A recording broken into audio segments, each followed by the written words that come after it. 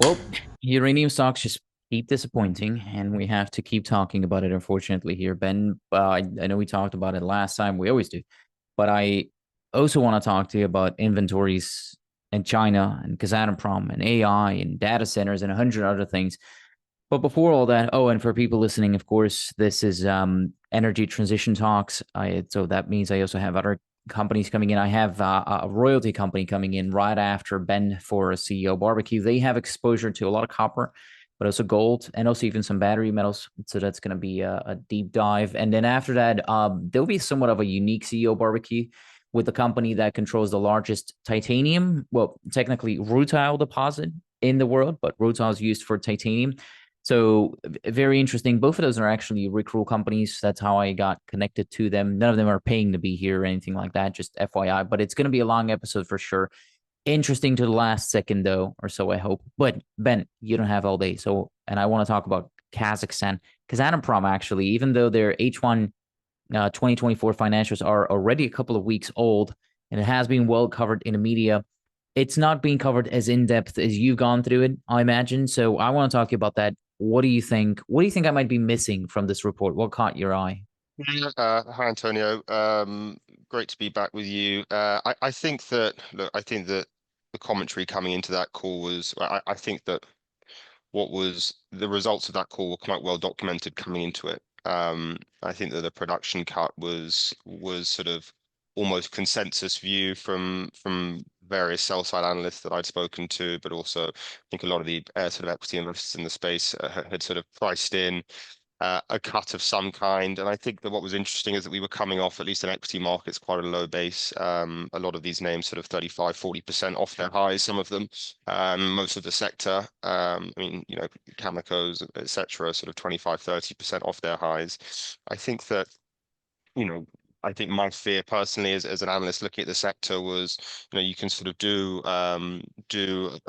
hundreds of hours of research into these companies, and then you can frame things in a certain way, or you can kind of construct maybe a different narrative. But I think that the detail that they provided was a pretty fair reflection of how we saw things. Maybe first of all talk about the production cut. The production cuts obviously sort of, just fall in line with that sort of 20% threshold that they have to meet in order to avoid reapplying for new production permits. And we expect them to probably come in at the lower end of that next year. And I would probably say that, the increased guidance that we saw in the weeks before, the H1 numbers, I think that we probably come in at the lower end of that guidance as well. Just a couple of numbers put together show that they need to have, I think, the second largest half year they've ever had in the second half of this year in order to reach the lower end of that guidance. And I think that given what the market sort of now knows about acid constraints and the sort of various other issues that they mentioned around infrastructural delays, then I think that's going to be fairly difficult. So I guess that, yeah, I think for 2024, I assume they reach that guidance, but probably come in at the lower end. I think that the thing that the market perhaps didn't expect was the inventory number. It's based off the numbers that we've looked at. They're at a 9-year low. As I'm sure most of your viewers will know, because Kazatomprom aim to keep 6 to 7 months of attributable production in inventory. They've fallen below that threshold for the first time, at least since I've been covering them. And I think going back to 2016 was the last time they were at these levels. Um, I think, and I think that the inventory number was probably the biggest surprise. There are a few sort of golden nuggets, I would say, in that report as well. Accrued taxes are up 75% year on year, and that really aligns to this trend that we've been looking at, which is the sort of Republic of Kazakhstan looking at monetizing or better monetizing their state's natural resources. We've seen it in the oil sector. Really, uranium had remained pretty exempt from a lot of those taxes. A lot of those taxes had been applied to the oil sector, to the natural gas sector before uranium. So that sort of increase in accrued taxes year on year was not a surprise. It was probably a little bit higher than I thought it was going to be. But again, we've seen an increase in the mineral extraction tax, which again is fairly well documented, CIT as well, and then also potential export duties on commodities coming out of Kazakhstan. So as is their right to try and make sure that they are, the government benefiting from these sort of multi-billion-dollar commodity industry that runs in Kazakhstan. They're also running about $7 to $8 billion deficit, I think was the last number that I saw. So they're trying to obviously narrow that gap as well. So the report itself was, I thought, very bullish for the sector. We sort of saw that knee-jerk reaction on the day. Equities had a great day. Spot price moved up $3. And then kind of feels like it never happened. Sat here today, the 4th of September. Just coming off the back of a very volatile day yesterday where we saw the sector off sort of 10%. But even last week, I don't think that the equities sort of got the reaction that perhaps we and other people, other commentators in the space had expected. I think we can get into some of the reasons why I think that's why that's happened, but ultimately the sector is still pretty pegged to the spot price, and I think that's clear. And the spot price fell off from sort of low 80s down to high 70s. Again, fairly well documented, I think, is that a Chinese trader had unloaded about £500,000 of volume. This was to do with a Namibian offtake towards month end. So I don't think this was fundamentally driven by any means, and I don't think that the sort of I've seen various sort of theories in the space, which is Chinese unloading their £600 million of inventory. I don't think that this is a long-term problem, and maybe we can get into that as much as you want to as well. Definitely getting into that Chinese thing, because I also want to get into inventories, what you just mentioned, Kazatomprom, but not only them, worldwide and China specifically. I think China is very, very important. I also definitely want to talk about the equity underperformance because it is absolutely frustrating. Before I get into that, though, generally, Kazatomprom seems confident in the report that they'll be able to service their contracts so far, but it does make me think of something that one of the UTwits extraordinaires, that's Harry Chris, shout out to him. He's underfollowed, by the way. People should follow him. He noted that Cameco's JV with Kazatomprom, so Inkai, was hit the most in those production cuts. What do you make of that? Is that production cut on Inkai specifically? Is that reality, like geologically or something else driven, or is it politically driven?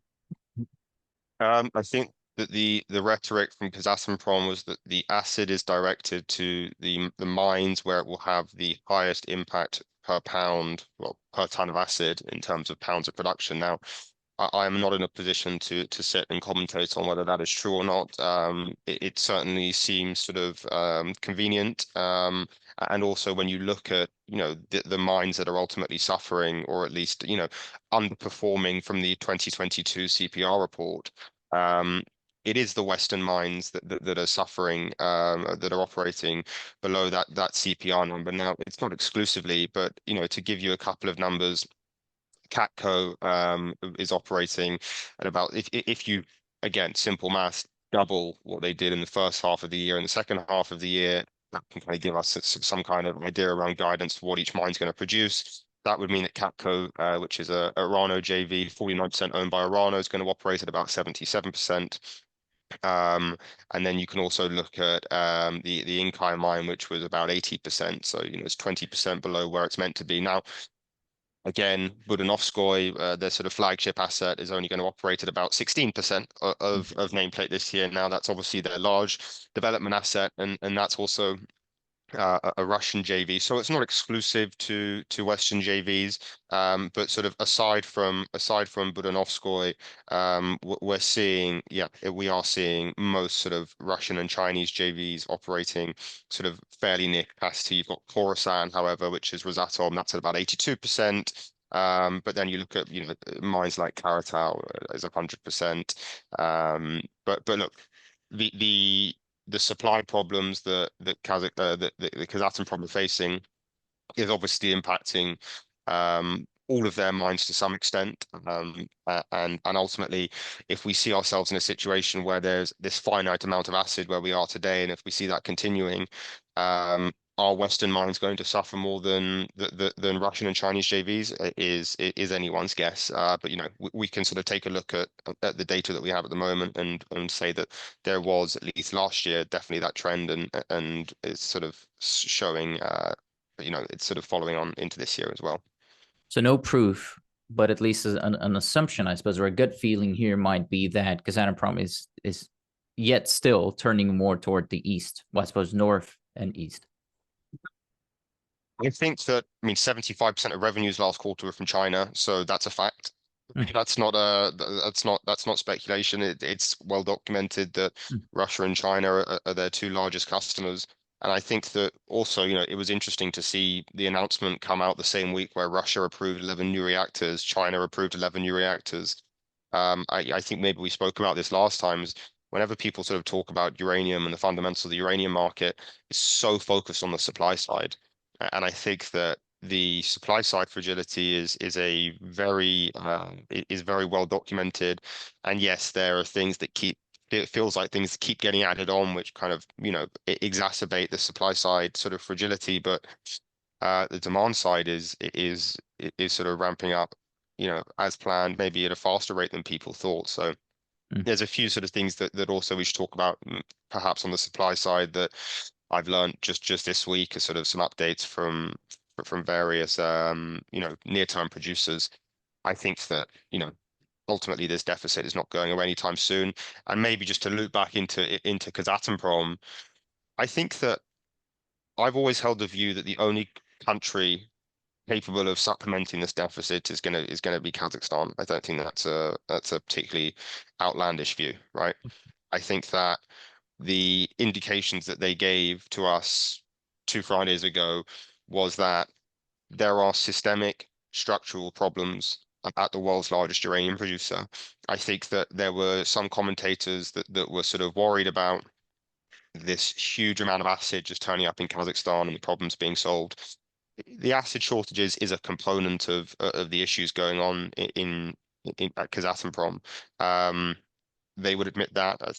I think, I mean, they kind of said that on the call, that it's not just isolated to acid problems, but also, when I'm sure that you guys have seen that sort of the production profile of Kazatomprom, and it kind of goes like spikes for 5, 6, 7 years, and we see this really inflated production number. It's not really in their interest to sell a lot more uranium for a short period of time, because ultimately it's going to suppress prices somewhat, at least. Um, and would you not, with everything that we're learning about their desire to monetize, from a tax point of view, the uranium industry more, would you not rather produce 25,000 tons, a lot of uranium, still about 40% of global supply, at elevated prices? I think that, Kazakhstan as a country, is better off producing 25,000 tons, 40% of global supply at elevated prices, than it is a sort of 10, 15% incremental increase in production at lower prices. I do want to talk about the demand side, by the way, Ben, as Mhm, when we get to it, because I also want to. I haven't been able to get any fuel buyers on the show, and maybe you can give me some insights there.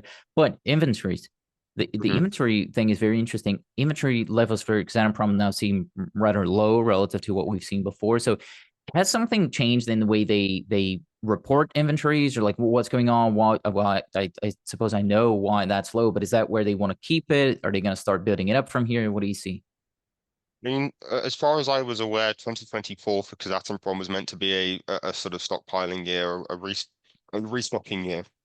Um, if we sort of turn our attention back to September last year, when Kazatomprom increased, or announced that they were looking at returning to 100% of subsoil in 2025, they said that it was because their contract book gave them sufficient confidence to do so.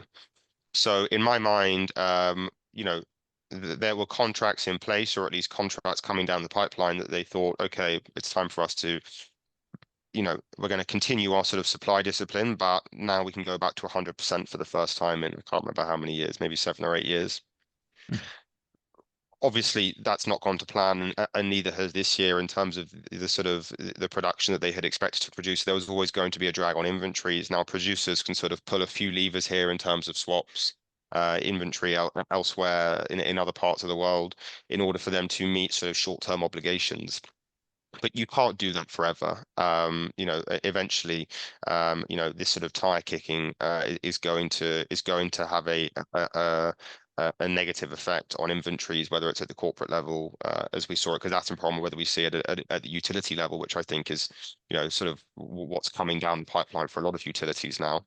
Um, but yeah, I think that's what's happened with Kazatomprom inventories. I think that they're not in a position now where they're going to be able to maintain that inventory level unless you're going into the market and buying. I think I've seen, some commentators forecast £4 million of purchases towards the end of the year for Kazatomprom in order to maintain even the current inventory levels while meeting contractual obligations. So, you know, I think that ultimately, what does all this add up to? It probably adds up to a high uranium price and more activity in the spot market.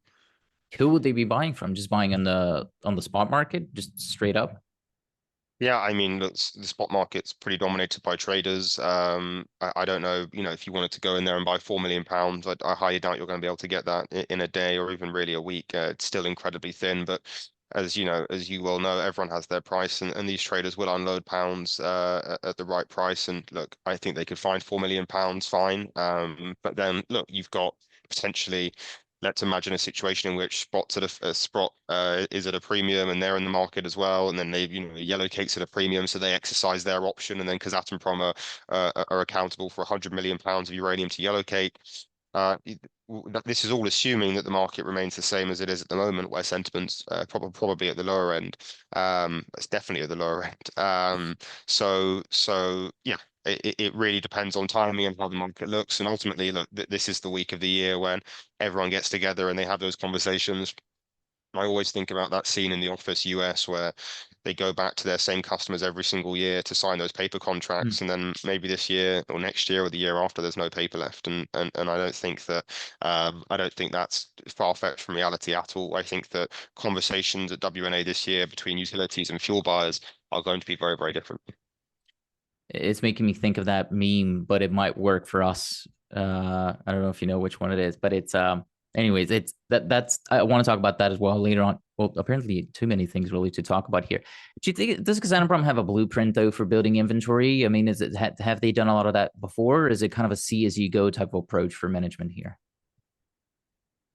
Well, they've been in a position the last 7, 8 years where they've sort of been forced into exercising supply discipline, so they've been able to have pretty much complete control over their inventory number because they were obviously a sort of the 800-pound gorilla in terms of production. um and they were able to some extent control the market. So I don't think that this is the first time again since I've been covering them where they've kind of lost control of that inventory number where they're not able to just sort of flex production 5-10% one way or the other. So ultimately that means that you're going to lose control of your inventory management at some point. But as I said, producers have been able to pull various levers, mainly in the form of swaps, to meet short-term obligations. And we sort of use the term tire kicking, which I think is you can only do that for so long, and ultimately you're going to have to start to get more pounds out the ground if you've got those contractual obligations to fulfill. So yeah, it was always going to have an impact on inventories, as I said, both at the corporate and at a sovereign level. Hmm. Definitely with the revolving door, I suppose that's also related to that, or that could potentially make it more challenging, even building inventories now. Or do you not think that's going to have an impact? I think management at any company, having a solid foundation of management and having people there for a long period of time adds to the stability of these companies. So it can't be a positive thing. But look, I mean, the Kazakh management teams that I've met over the years have been nothing but credible people, and I think that various things can happen at these companies. And whether I don't think you can attribute a sort of inventory drawdown to management, or to mismanagement. Hmm. I think again you run into issues like supplies, so like sulfuric acid shortages or infrastructure delays. These are things that are pretty out of control of management. Didn't one of the ex Kazatomprom managers get arrested soon or something like that? Just saw it pass by on Twitter. Didn't really look into it too much. Yeah, yeah, that's correct. Askar, who was the That's old right. CCO at Kazatomprom, I believe. Hmm. Yeah. Yeah. I don't think that has anything to do with the thesis, though. And I also want to talk about China here. China is, as you mentioned, they're by far Kazatomprom's biggest customer. I believe the US came in second at about just less than 50% or just under 50% less in terms of volume. And I'm thinking Hmm. about that relationship because in my last conversation with John Ciampagli, he mentioned that China is growing its inventories. Do you Hmm. think that's true? Can we really trust their official numbers, or could they also be selling into the spot market? Because they, I suppose, are indeed that 600 million pound gorilla in the room. Yeah, I mean, I don't think that it's in their interest whatsoever to sell significant volumes of inventory into the market. I mean, I've seen numbers around 500 million pounds. I've seen numbers as high as sort of 600 million pounds of procured inventory. Um, the incentive for them to do so might be to keep a cap on pricing. I mean, to be clear, the 600 million pounds, if they have that in inventory, and I think that's, about right, that's not going to be enough to fuel their nuclear growth strategy for the next 25 years. Some of the numbers that we've looked at are about 1.2 billion pounds required through 2040 if they're able to execute on their nuclear rollout strategy. So they are not in a mode where they should be looking to sell off inventory. And also, you can take it sort of you can take various signals from what they've done in other commodities. They were very early adopters of battery metals, rare earths. This is a country that really sort of looks 10, 15 years ahead. And I don't think that given the fact that, UXC put out a great piece called China is Walking the Walk a few weeks ago, a couple of months ago, actually, which really sort of looked at, I think a lot of times in nuclear, you hear these ambitious rollout strategies and things go wrong. And look, I'm sure things do go wrong in terms of construction of these reactors in China, but God, are they getting them sort of, up and running in a more efficient, faster way than anyone else is. Um, so all of this adds up to, a lot more uranium requirements. Hmm. I just don't see a situation in which they could be anything but bullish for the uranium market. And again, I don't think that they think in terms of let's make a 20% sort of profit margin on selling our uranium. I just don't think that that's in their interest whatsoever. Hmm. Because that's what I was thinking. And No, go ahead. and also, to be clear, I was taking a look at the sort of Chinese regulations around the trade of uranium. They've got very, very strict regulations around the trading of uranium. The ability to actually trade uranium is limited pretty much only to the state-owned enterprises, CNNC, CGN, China Nuclear Fuel Corporation, and Sinosteel Corporation.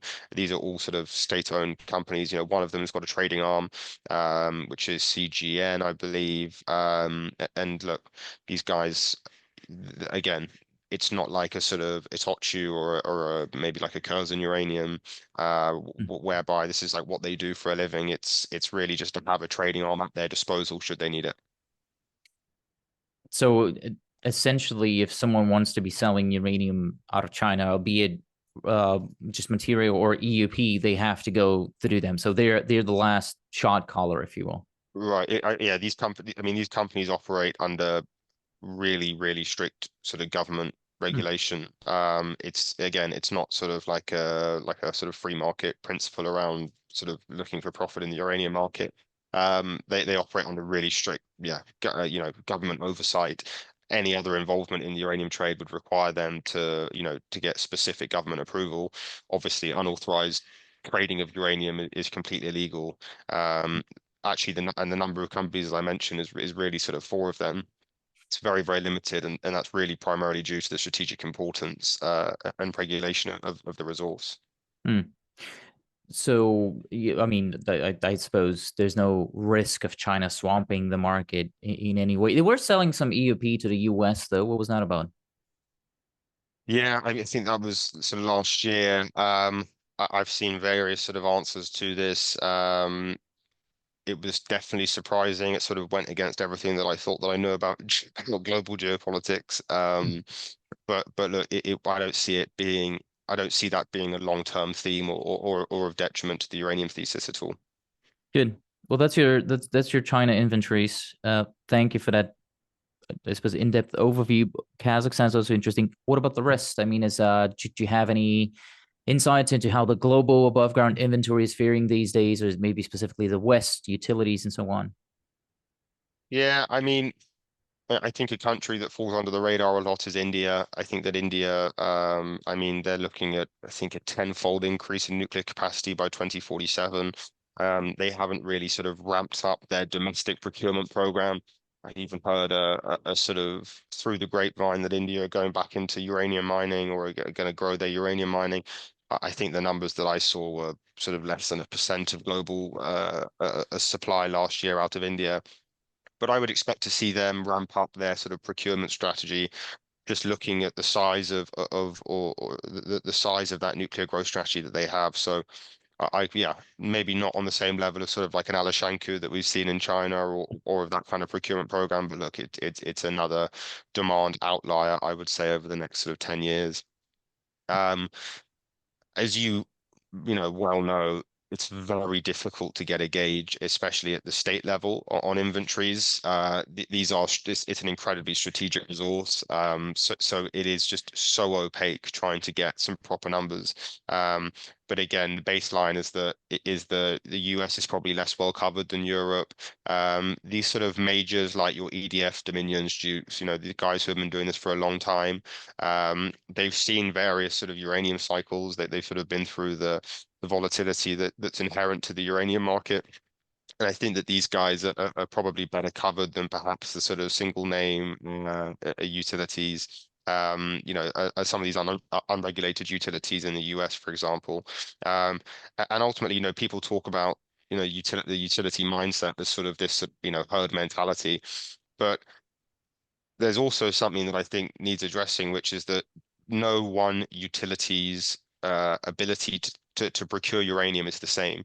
And we talk about this in terms of if you're in the US, do you have priority on Kazakh uranium? Probably not. If they had the option to ship it via a Trans-Caspian route, which has elevated costs to some extent, exactly how much we're not sure, or ship it up, through your northern border to Russia or via your eastern border to China, it's a pretty easy decision to make. So ultimately, the question comes down to, is the West prepared for a situation whereby, the overwhelming majority of Kazakh uranium is going to China and Russia? It's a position where we kind of already are today.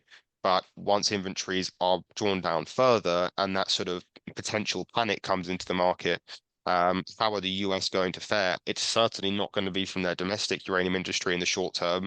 I mean, the US produced 80,000 pounds in the first quarter of 2024.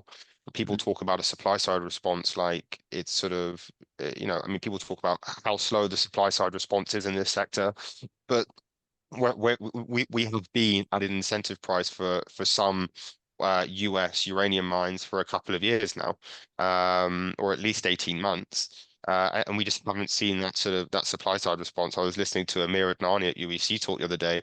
These guys are top of the stack in terms of trying to get US uranium back up and running. And he was honest and said that, trying to find the right labor and employment for these mines is not easy. And, as I said, these guys are pretty much top of the stack. Now talk about if you want to start to do it again in Canada and the rest of the US, and how far the US has to come in terms of ramping up its own domestic uranium industry again. It's going to take a very, very, very long time. It's going to be very difficult. To your point of potential panic within the utilities, most people I've talked to about to utilities, because I mean, I haven't managed to get one of them on the show, although I've tried a few times.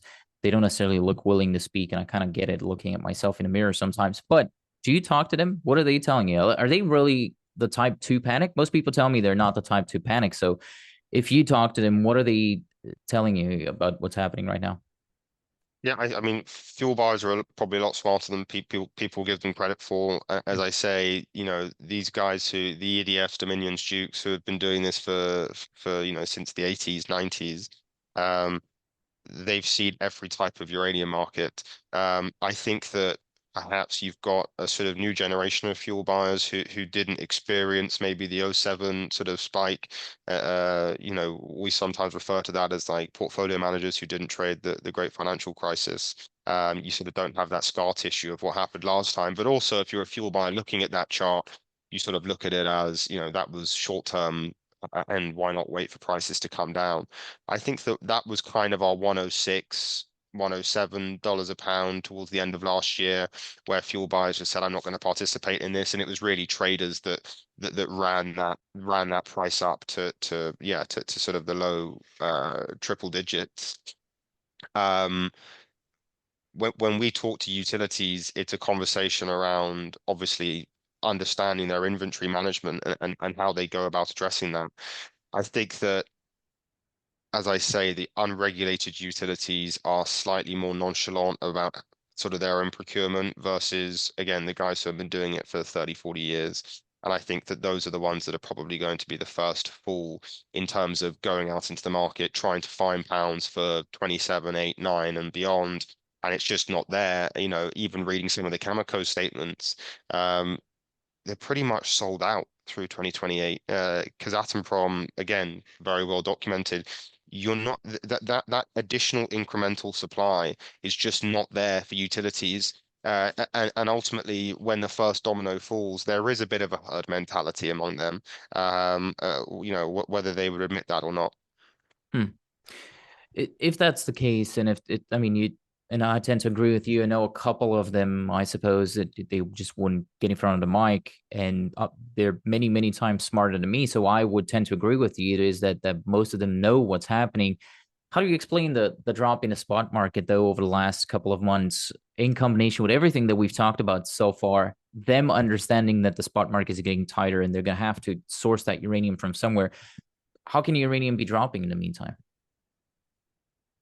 I think, as I said, a lot of that rally to 106, 107 was fueled by traders, and let's put them in sort of a speculative bucket of traders driving up the price. I don't think that 106, 107 was the fair value of uranium at that time. I think that we've seen that, ultimately the fair value of uranium today is 80 because we've sort of, we've traded up to sort of the high 80s and the low 70s and everywhere in between, really for the last sort of 6, 7 months now. Um, for me, and again, I think that this is fairly well known, is the term price does not factor in any sort of speculation. This is firm utility demand. And term volumes are obviously pretty subdued year to date. I think that we sort of end the year around 120, 125 million pounds total for the year. But that will definitely be at a higher price than where we are. I think I said this last time. If we're in a situation where we see the term price fall off $5, then I think we're in a completely different sort of uranium market. I think it's 26 or 27 months now where the spot prices, where the term prices stayed flat or increased. So, um, that for me is as strong an indication as you can get around what utilities are willing to pay for uranium, and it's indicative of utility uncertainty around future supply. So if we were to see a large fall off in the term price, which I don't think that we will, I'd be very, very surprised to see that, then I think that there's a reason perhaps for a bit of concern. But I really don't see that happening. Ultimately, the spot price is going to do what it's going to do. And as I mentioned to you at the beginning of the call, the equities are still pretty pegged to what happened in spot. I think that's been clear, throughout this year. Hmm. Um, but as we know in this sector, things can change really quickly. If sentiment starts to improve, it's when you start to see a Sprott go back to a premium or a yellow cake go back to a premium. And then you start to really see a ramp up in spot market activity. And that's when traders will get involved. That's where hedge funds will get involved, who are really the apex predator in this trade, who were the apex predators in the sort of '07, '06, '07 rally. Um, that's when you can start to see the moves that people are invested in this space for. I think that that's where you can see that the convexity that perhaps we saw in the previous cycle. That's where I want to go here next, because we have these production cuts, inventories have to get built up, demand side strong, potential panicking from the utilities, term price is staying flat or going up. But you wouldn't think any of that if you looked at the equities. And I think I saw it on Twitter, someone saying something along the lines of, the thesis is cool, but we cannot eat the thesis, as in we can only really make money on the equities here, if you don't only want to be exposed to the Mhm. physical. And they're obviously not where most of us wanted or expected them to be when we were listening to the thesis a few years ago Mhm. or over the last 2 or 3 years. And most frustratingly, because the thesis actually seems to be working, all these things that you're telling me, the both the spot price and the term price are much higher, and yet it kind of feels like we're not being rewarded for it. So what do you make of that? And do you think there will actually come that time in which the equities provide any significant upside in terms of risk reward relative to just owning the physical? I think that equity markets have been fairly risk off throughout this year. I mean, outside of tech, which has obviously had a great rally, although feels like that might have topped out as well. I think that ultimately it comes down to this, which is that a lot of these companies, 95%, don't make money. And in a sort of crappy market, those are the first companies when you've got margin calls on your Nvidia puts. Those are the first companies to come out because you can't see, you don't really have much downside protection. You've got the cash the company has and the assets of the company, but really companies that don't make money are the first to go when the market gets as choppy as we've seen it, especially in a risk-off environment. So, that's what for me has been surprising about, companies like Cameco. I mean, Cameco's sort of 30%, maybe a bit more off its highs, off its 2024 highs. This is a company that actually makes money. Yes, it probably got to a stage where it was a little bit expensive, but again, I think these are going to be the first names to sort of to rebound. UEC as well coming into production it is incredibly interesting, especially given the US rhetoric that we've spoken about. And then you've got your sort of M&A activity with Fission and Paladin. Obviously the sort of day of reckoning is coming there on Monday, I think was where the vote had been extended to. Um, but look, uranium exploration companies are the ones that are going to suffer during sort of tough markets because, again, it's for the same reasons that you own them and that people own them. Um, the potential for that huge sort of, Mm. multiple times upside, you're going to feel that to the downside in bad markets, and I think that's where a lot of the pain is coming at the moment. So I guess my short, yeah, to summarize that answer is that I think that it is that the sector is pretty bereft of cash flows, aside from a few names, and that it sort of makes it a slightly easier decision for some portfolio managers on the institutional side and also retail to sort of cut those off first, when you're looking at your portfolio allocation. Do you think this year changes that? I saw this on Twitter. I want to say it was again Harry Chris, or it was Boria. It was one of those two guys. They share a lot of good insights. Again, that said something along the lines of, so far the only consistent and predictable cash flow has come from Kazatomprom Chemical. That's pretty much been it. That changes in 2024. Something along those lines. Do you think 2024 is the year that the cash flow? Well, that's essentially what you're saying here. But is that the thing that is going to attract more eyeballs toward the sector, just having more cash flowing companies? Yeah, I've always viewed it as this sort of snowball effect, which is higher prices to an extent incentivizes new supply. And then there's this snowball effect of new supply comes online and the sector starts to see cash flows. I mean, at the lows, the sector, if you added up the market cap of the entire equity universe at the lows, was about 10, $12 billion. They were at about $65 billion. In the previous bull market, it was $150 billion. Um, you know, in the previous bull market, imagine how much money these companies were making. Imagine how much money Kazatomprom was making when they didn't have mineral extraction taxes and transport issues and sulfuric acid shortages. They were pulling pounds out the ground for $10, and they could sell uranium profitably at $25 a pound. The situation where we are today is just much, much higher up the cost curve. Uranium miners cannot produce.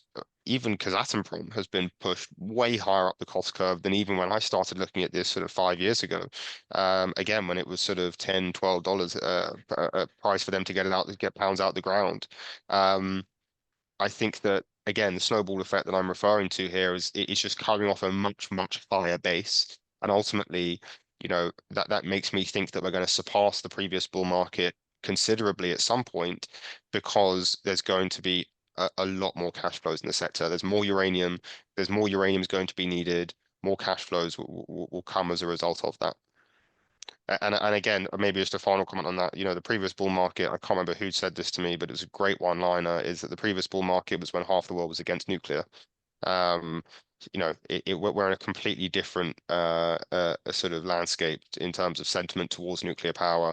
And really, I've been going to this conference for 5 years now. It's always the theme that sort of runs through the conference, and especially the last couple of years, is just there has never been a better time for this industry.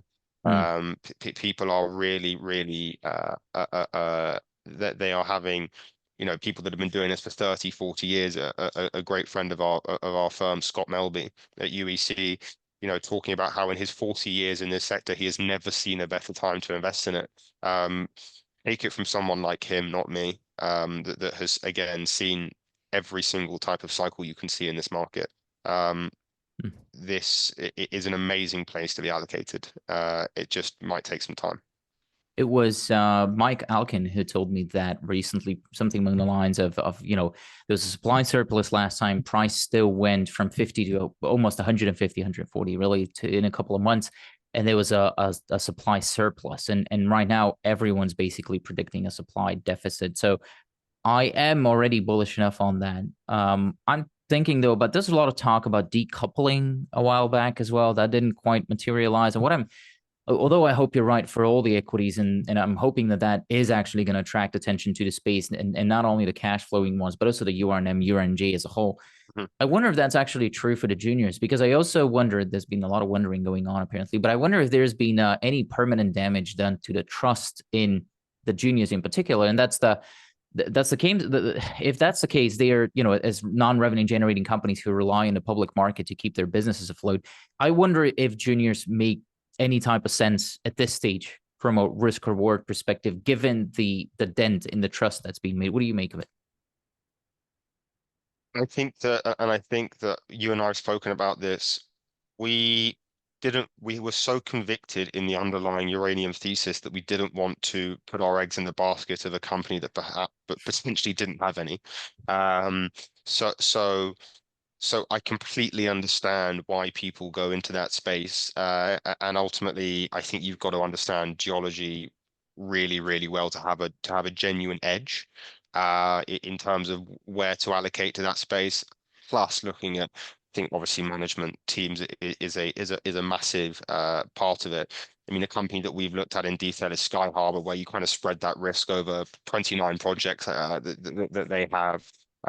That for me makes a whole lot more sense than sort of me, in my office in London, having to look at geological maps, which, I've learned to understand over the last few years, but ultimately I don't feel like I have that real information edge in terms of exploration. Hmm. Um, but I do, the easiest thing for you that you can do is buy URNJ, and you have that sort of convexity somewhat, but the people that can go and with conviction make a lot of money in the exploration stage, they're much smarter than me. They're able to look at companies, really start to deconstruct management, geological surveys, historic drill program data. It's not what we've done at Oceanwall. It's not the way that we've decided to play it, but that's just a matter of preference. Do you see a world in which we see the spot price go up and the long-term price stay stable and or go up, but the equities go down again? No, I don't. I think if we were in a place today where equities were at parity somewhat to what had happened to the spot price, then maybe. But I think that the equities have decoupled so much from the spot price the past sort of, especially the past 3, 4 months, that at least in the short term, I don't see a situation in which the spot price moves and the equities don't. I've almost been frustrated with in previous years how pegged these equities have been to the spot price, especially now when you sort of start to realize that it is a sort of speculator's market. Um, I think that these equities should be pegged to the term price. I think that Yellowcake and Sprott should be pegged to the term price, because if you're Sprott, and in theory, if you ever came to sell, you would not be able to unload 60 million pounds into the spot market. These would be sold in term contracts. So why not peg the NAV of Yellowcake and Sprott to the term price? Mm. And you think all that is happening what this year, or like how far away would you say that is? Is what, sorry, is It's just that, well, the equities finally responding to the bullishness in the spot in the long term market. yeah, I mean, I think we've got obviously a US election in November. It really depends how, I mean, we've just seen how uranium can get caught up in wider sort of macro uh, uh, headwinds.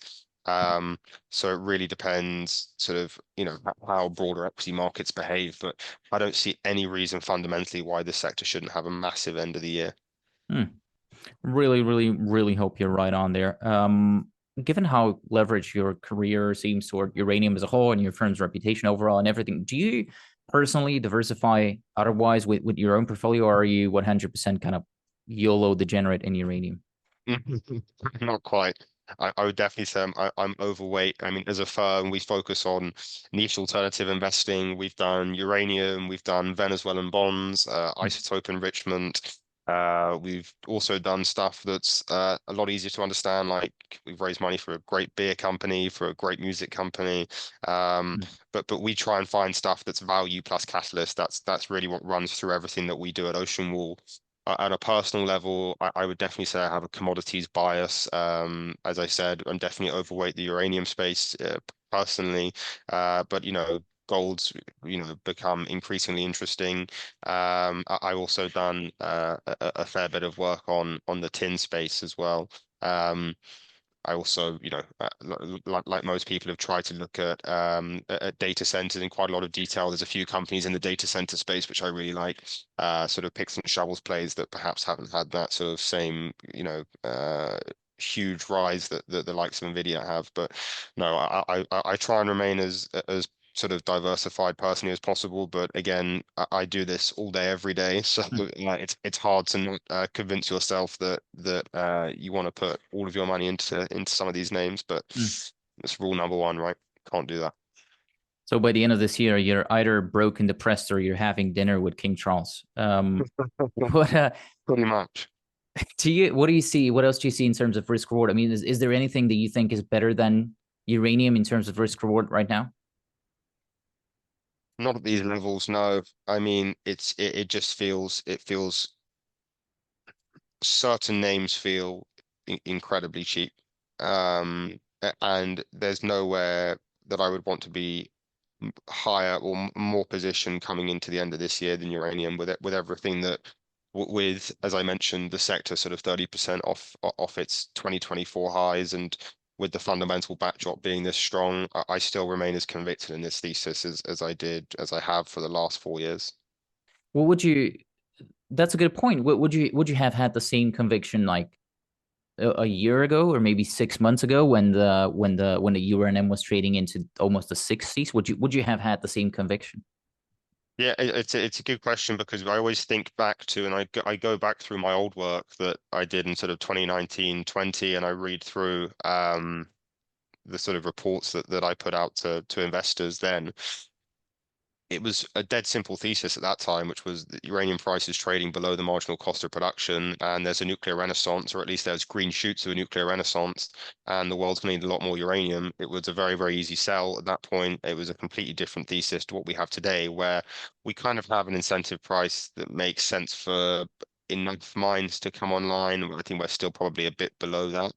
Um, but I think what makes this such a unique commodity story is the lack of a supply side response in the face of incredibly robust growth and demand. Um, you know, we've learned a lot of lessons over the last sort of 4 years covering this space. But ultimately, this ramp up in production is going to be incredibly difficult, and it's going to take a lot longer than people think. As you guys and your listeners will know, mining is not easy. I think I've seen you tweet that a few times. It is. There are so many problems that can go wrong. I was looking also um, at the potential mines that can come online between now and 2030. 35% of them are unpermitted.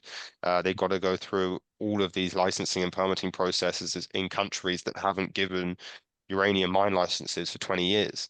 And then there's the labor shortages that I referenced as well.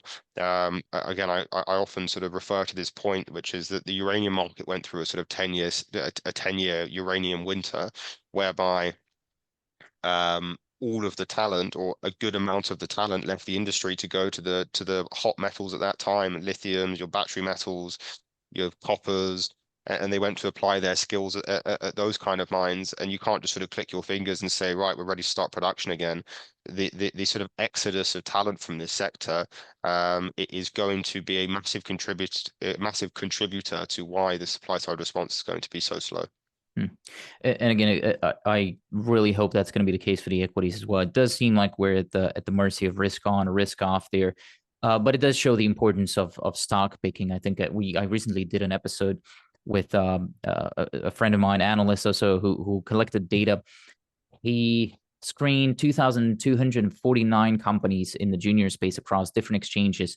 And the average return between May of 2020 or April of 2022 and today was minus 44.5%, something like that. Minus 50 was the average return. So I Hmm. really hope that eventually this bullishness eventually results in those gains that we're all talking about. What would you, when would you give up though? Like what would be too much? Like if we're talking here in 2029 and the equity, the Uranium is still at 30, are you going to be disappointed? Very. Um, Look, I see the exit strategy here being a force majeure event from a government where the uranium price has got out of control, potentially, and they're ringing up your yellow cakes and your sprots, saying we really need these pounds. That's the sort of fantasy for every sort of investor in the uranium space. But I think that the other option is a lot more attractive, which is the uranium price grows at a steady rate alongside the growth in nuclear power. Um, I think that, you look at WNA sort of targets, these kind of assume that everything goes to plan, and things don't always go to plan, especially on the supply side. Um, I don't see a situation whereby the uranium price goes much lower than where we are today for the next decade. I don't see, and even beyond that, I see a long-term price from sort of 2025, 6 onwards of $100 a pound plus in both spot and term. So yes, that might be a 20% sort of upside gain in terms of spot and term today, but ultimately that's going to incentivize some mines to come online and again start to generate meaningful cash flows. A lot of these mines can mine profitably at those levels. So again, back to that sort of idea of a snowball effect. I think that that's what's coming down the pipeline for this sector. Look, if the Chinese unload 300 million pounds of inventory and the term price falls $20, maybe you sort of pack up your bags and say we had a great run. And again, we've been in this space since, the Iranian price was $20 a pound. So, as a firm, I feel like we've done a lot of work on this space and we've been correct so far. But I really still do. I remain convicted that this is sort of innings 3 out of 5, and that we have a long way to go. I've squeezed everything out of this almost an hour that you promised me here. I know we have to go though, Ben, so I'll let you do your thing. Thank you for sitting down with me today. What am I forgetting to ask you though? What's important that you'd think we should be talking about? I think that on the equity side, there's beyond just sort of mining, there's some really interesting picks and shovels plays, and there's some sort of second derivative companies that warrant people's attention. I also think that alongside that, the most underappreciated aspect of the demand side is data centers. I feel like it's kind of spoken about, but these data centers have got their number one problem is power. I think it is the single largest threat to the sort of AI revolution is power, and is a lack of sustainable, renewable, zero carbon power. Um, so I think that we can talk about all of the bells and whistles on the supply side. I think it's well known, and also all of the bells and whistles on the demand side, new reactors, restarts, nuclear growth strategies in countries that have already got it. But I think that the AI and data center power demand is providing a completely new sort of paradigm for this sector over the next decades, and I think that it's going to result in a significantly higher growth rate in uranium demand than people think. Well, it as actually maybe an idea for a standalone podcast, Ben. I'll look at the comments if people want to see that happening. Let me know in the comments and see if anyone wants to see that. But I understand you now really have to run. Busy week for you, so thank you for doing this, Ben. Again, it's Oceanwall2 on Twitter for people who want to read, or oceanwall.com for people who want to read the reports that come out of Ben's firm. So thanks again, Ben. I'll let you drop off now, and I will be moving to my favorite part of this and every other energy transition talks, and that is, of course, the disclaimer. Right after which I will jump over to the CEO barbecue, of course, talk to the royalty company that I told you about. But there's a warning on your screen right now that you're not only obligated to read, but you're probably better served by actually reading it, because this is not just some random, your typical disclaimer. This is an actual warning that might help you not lose money because your capital is at risk. And the norm and the expectation in the sector is that you will lose money. So be careful with that out there. And that is part of it. By the way, I am here to make money. I make money from the existence of this channel. Although in this episode specifically, none of the companies you see have paid to be here. Ben doesn't pay me. The companies haven't paid me. Those are free interviews, and I'm not being compensated to produce or publish them. But that doesn't mean you should look at this episode any differently, because even the companies that are not paying are still likely seeing their participation in this program as a chance to do some marketing. So start by understanding that most company communications out online, albeit this interview or their presentation or their Twitter accounts, are marketing tools. And although I don't make buy or sell recommendations, because there's a clear conflict of interest when you take money from the company and then you tell people to buy their stock, many out there do. And you should be aware of that inherent bias. That bias is not always going to be clearly disclosed with everyone out there. So it is safer for you to assume that anytime you're watching any type of company-specific content, you just approach it with a dose of skepticism. Treat it as marketing. They're big Twitter accounts. They're big YouTube accounts. If they say anything slightly related to any public company, that's marketing. And you should just be aware of that fact. Nobody's out here completely unbiased, and nobody's out here, well, I suppose most people are not out here doing this for fun. I say nobody because I tend to assume that everyone has an agenda, and most of it is a marketing agenda. Unfortunately, though, I'm not a magician. None of us are magicians. The guests on here are not psychics, and the CEOs are not magicians either. We don't possess any superior knowledge about what's going to go up, what's going to go down, or what's going to go back and forth, left and right, and in circles. We don't know that. So no guarantees are going to be made here, besides that there will be forward-looking statements in these conversations. These are conversations that are general and impersonal in nature, containing hopes for future events that may or may not take place, depending on many different factors that are both within, but mostly actually outside of the company's control. So be aware of that. Be aware of the inherent risk to investing and the increased risk of investing in ventures, in the venture capital markets. And please talk to someone who's proven to know what they're doing and talking about, like a professional investment advisor, because most of us people online who have channels and Twitter following and whatnot, we don't really know what we're doing. Otherwise, we'd be doing it and not talking about doing it. So as well as, please do more research before taking any decisions in the end on your own. And you do more research by visiting setterplus.ca, where you're going to find the company's official filings. And if you don't do that, you're highly likely to lose your money. Or, well, in this case, there's an ASX company coming in right after this one. So you can go to the applicable websites to look at all the proper ASX documentation. There are disclaimers on your screen right now. Again, if you don't enjoy losing money, read them and be careful out there.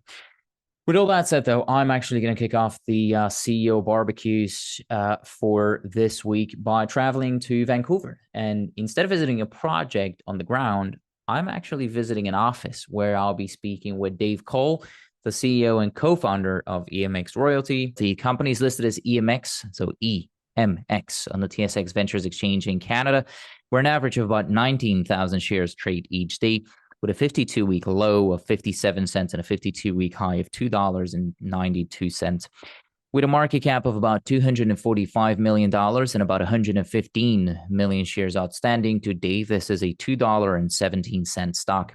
There are about 4 million warrants and almost 8 million options, as well as about 2 million RSUs. And I'm rounding up here, but that leaves the number of fully diluted shares at just over 127 million. The nature of this business makes her very colorful and also famous shareholder registry with management and directors and employees owning about 12% of the company. And many other large financial and industry players, the names of whom you'd recognize from Paul Stevens to Franco-Nevada, Newmont, and Sprott, owning various amounts of the company, ranging between 1 and 8%. The last financial statement, which is dated June 30, shows me $35.7 million in current assets, most of which, close to $21.5 million to be specific, was at the time in cash and cash equivalents. $5 million was in investments, which, by the way, is a split between marketable securities and private company investments on a roughly 25 to 75% basis. That's in favor of private company investments. And of course, there are account receivables made up by things like royalty revenue yet to be received, as well as tax refunds, for a total of close to $10 million. I don't see any long-term debt, but the short-term liabilities sat at just about $38 million with some account payables and advances. But the elephant here is, of course, a $33 million loan payable, which is actually, well, this is the remainder of a $44 million loan that EMX went into with Sprott in the summer of 2021 at an annual interest rate of 7%. And notably, this size of a loan would not typically be on the current liability side of the balance sheet, but in this case it is, because the loan was due at the end of the year. So some 4.5 months, well, actually 3.5 months or something like that from today. And but there's always a but, and I'll tell you more about this later on. It's also worth noting that, as always, that this financial statement simply provides a snapshot in time, and given how active EMX is, and given that there's just constantly things happening. There's even a cyber attack, I suppose, on one of EMX's subsidiaries in Turkey, which I hope we'll discuss later on. But just a lot of things are happening, which means that the numbers will have changed by the time you're watching this, especially provided that they just this summer drew down on a $35 million loan with Franco-Nevada in order to repay back that Sprott loan. The new $35 million loan, by the way, is structured as a senior secured term loan facility maturing in 5 years on July 1, and it's carrying an interest equal to SOFR, which currently sits at about 5 and 5.5% plus margin. And that margin ranges between 300 and 425 basis points, or 3 to 4.25%. So with the current SOFR rates, that's actually more expensive than the Sprott loan, and I hope we'll touch upon that as well. But that's not the only thing that would have changed in these financial data, because there have been, again, a lot of things happening, sales of assets and other deals in the meantime, as well as some earnings have, of course, taken place, given that this is a revenue-generating company, bringing in about $6 million for the second quarter of the fiscal 2024, which is almost twice the revenue of last year's second quarter. Though revenue generating, EMX is, I suppose, technically not yet profitable. It's not generating a positive net income, to put it more specifically, as their costs and expenses were noted at $6.8 million for that same quarter. G&A represented about 25% of that cost, and it came in at an average $565,000 a month. And within the G&A spent, well, within the administrative spend, really, 73% was made up by professional fees, salaries, consulting, and benefits and stuff like that. 15% was administrative and office. 7% was marketing, and a smaller portion was transfer agent listing fees, as well as travel. Overall, the ratio between G&A and what the company spends on royalty generation came in at about a 35 to 65% split in favor of royalty generation, which, by the way, the expense for royalty generation came in at almost $3 million, or about $1 million a month on average for the second quarter. The total cost I just told you about, by the way, the $6.8 million, did include depletion, depreciation, and direct royalty taxes of $1.3 million, as well as $872,000 worth of share-based payments. So that's a non-cash expense, meaning the company would actually be profitable, I suppose, if this non-cash expense was not noted on here. All in all, the total cash provided by the operating activities came in with a plus before it, and it was a plus $513,000, and the change in cash and cash equivalents was also positive to the tune of $744,000 on a quarterly basis. This is 1 quarter, though. So again, that's not always perfectly representative of how this company operates or will operate in the future. And I've only presented numbers that are important, in my opinion, but are by far not everything. So I would like to remind you that it is your responsibility to visit the company's website, as well as setupplus.ca, to look at all the numbers yourself and make sure you're getting the full picture. That all said, at the beginning, I mentioned that Dave here is the co-founder of EMX, but I didn't tell you who his other co-founder was, as I wanted to kind of keep it as a surprise. But that's Rick Rule. Rick Rule co-founded EMX now about over 20 years ago, going on 22. And the full picture for the company has evolved quite a lot since, in that EMX is not as simple as calling this company a royalty stock, although it is primarily a royalty company. But there really are three main pillars of how they operate. And while royalty is part of it, prospect generation is another part of it, and providing capital is the third pillar. The current revenue that I talked about, though, so the $6 million for the second quarter of 2024 was mostly made up by actual royalty revenue. Specifically, that's almost 90% of all the money that came in the form of royalties, with interest income representing rounding up to about 9% of the income for the first quarter, and option and other property income therefore representing, again, we have to round it up to about 11% or so. Well, no, actually less than that. I'm going to have to check on those numbers again. But on the royalty side, what's the important part, on the royalty income side, the $5.6 million income was largely made up by three royalties, which are the flagships for EMX, with that being the Gediktepe gold mine in Turkey, which is a VMS deposit. Oh, by the way, ding, ding, we recently did an educational episode on VMS deposits and why they're globally significant. And for people who paid attention at the time, VMS deposits typically contain an oxide and a sulfide zone. And so for EMX, the royalty equals a whopping 10% on the oxide zone and only 2% on the sulfide zone, both under an NSR assumption, and in total bringing 36% of the total revenue for the second quarter of the year, or $1.8 million in revenue. So essentially, this royalty alone pays for the administrative cost of the company and then some. Timok is the other flagship asset here. That's a very famous asset that maybe needs no introduction, but just for the sake of listening to my own voice for a while longer, this is a Zijin-operated copper gold mine that's located in Serbia. And it is that big that the point, so I'm talking about a 0.3625% NSR that EMX has on it, brought in over $1.5 million last quarter alone, representing over 30% of all the revenue. And then there's the Leeville gold mine that's located in Nevada, of course, where EMX owns a 1% NSR, which is also very significant because it brought in over $1.1 million of revenue during the last quarter, equating to about 24% of all the revenue. So these three combined brought in over 90% of the total revenue for the royalty segment for EMX during the last quarter. And that leaves us with about 10% of revenue to account for. And that 10% came in from Balgia and Gold Bar South combined.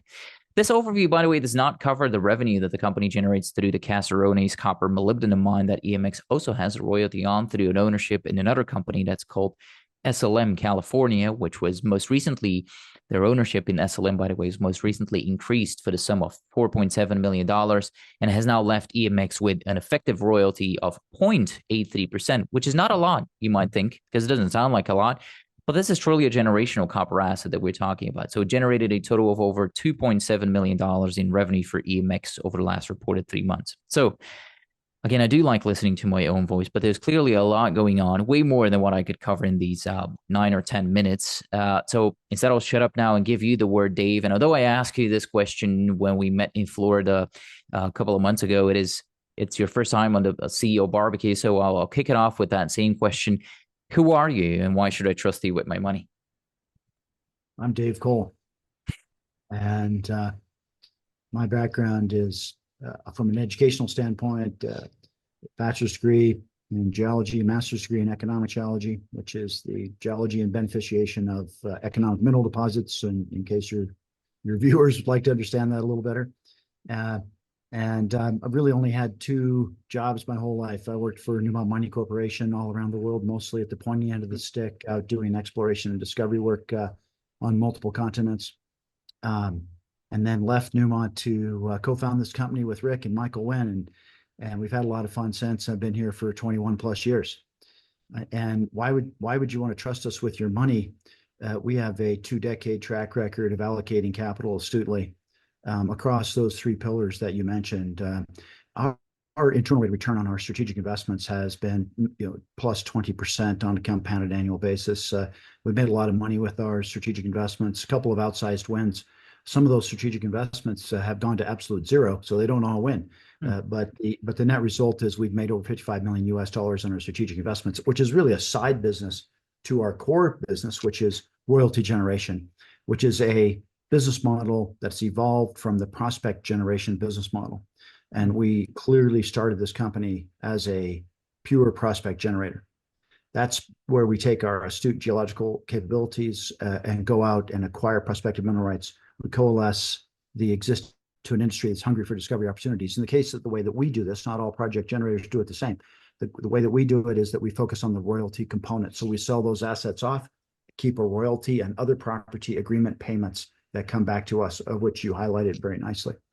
So that's royalty generation. That is building a royalty portfolio quite astutely and carefully and inexpensively with lots of long-term embedded discovery optionality.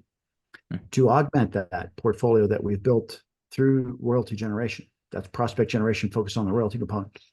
We also buy royalties to add to the portfolio, and our purchase of royalties have gone very well as well.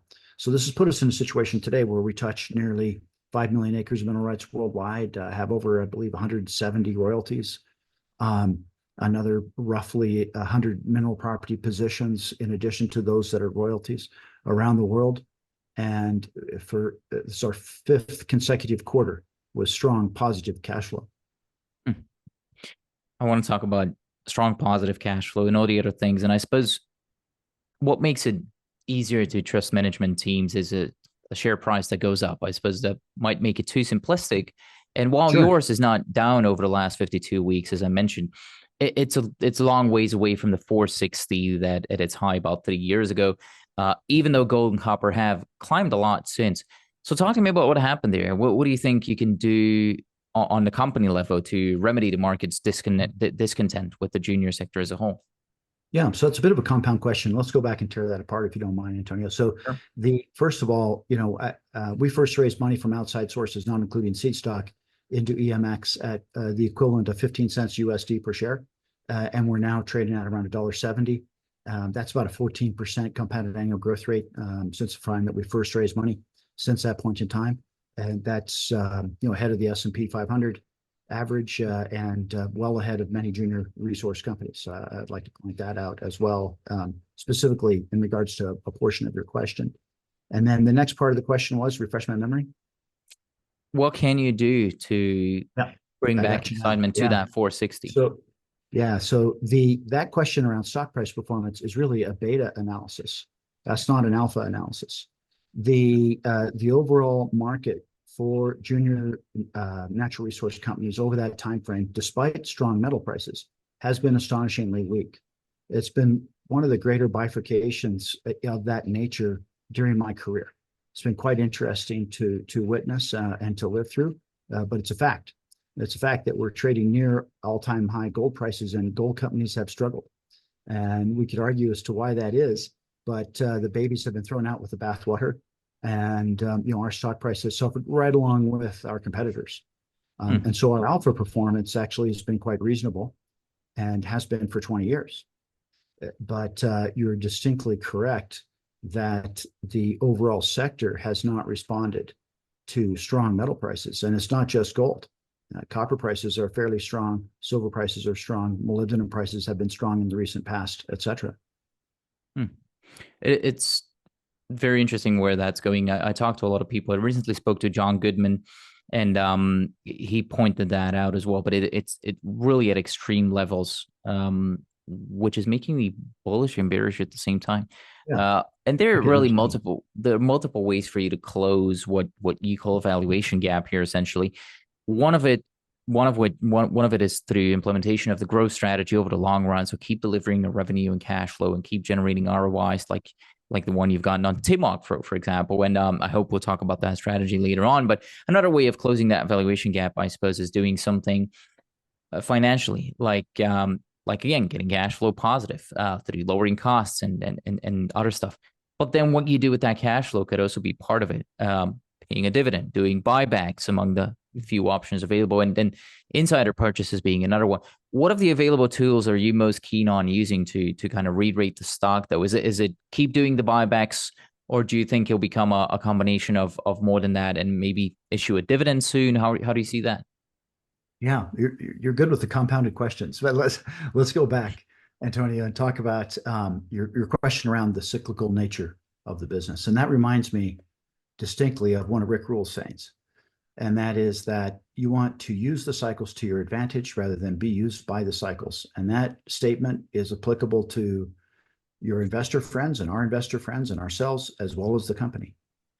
And so how we look at where our capital allocation has to be a distinct function of what we see as our cost of capital. So if we're trading at a fraction of our NAV, which I believe we are today, then we're not issuing copious quantities of shares to buy things, right?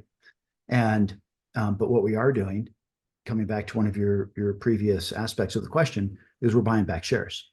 And if I can buy back shares at, roughly half of our current NAV, or whatever the analysts think that our NAV is, it might be plus or minus that number.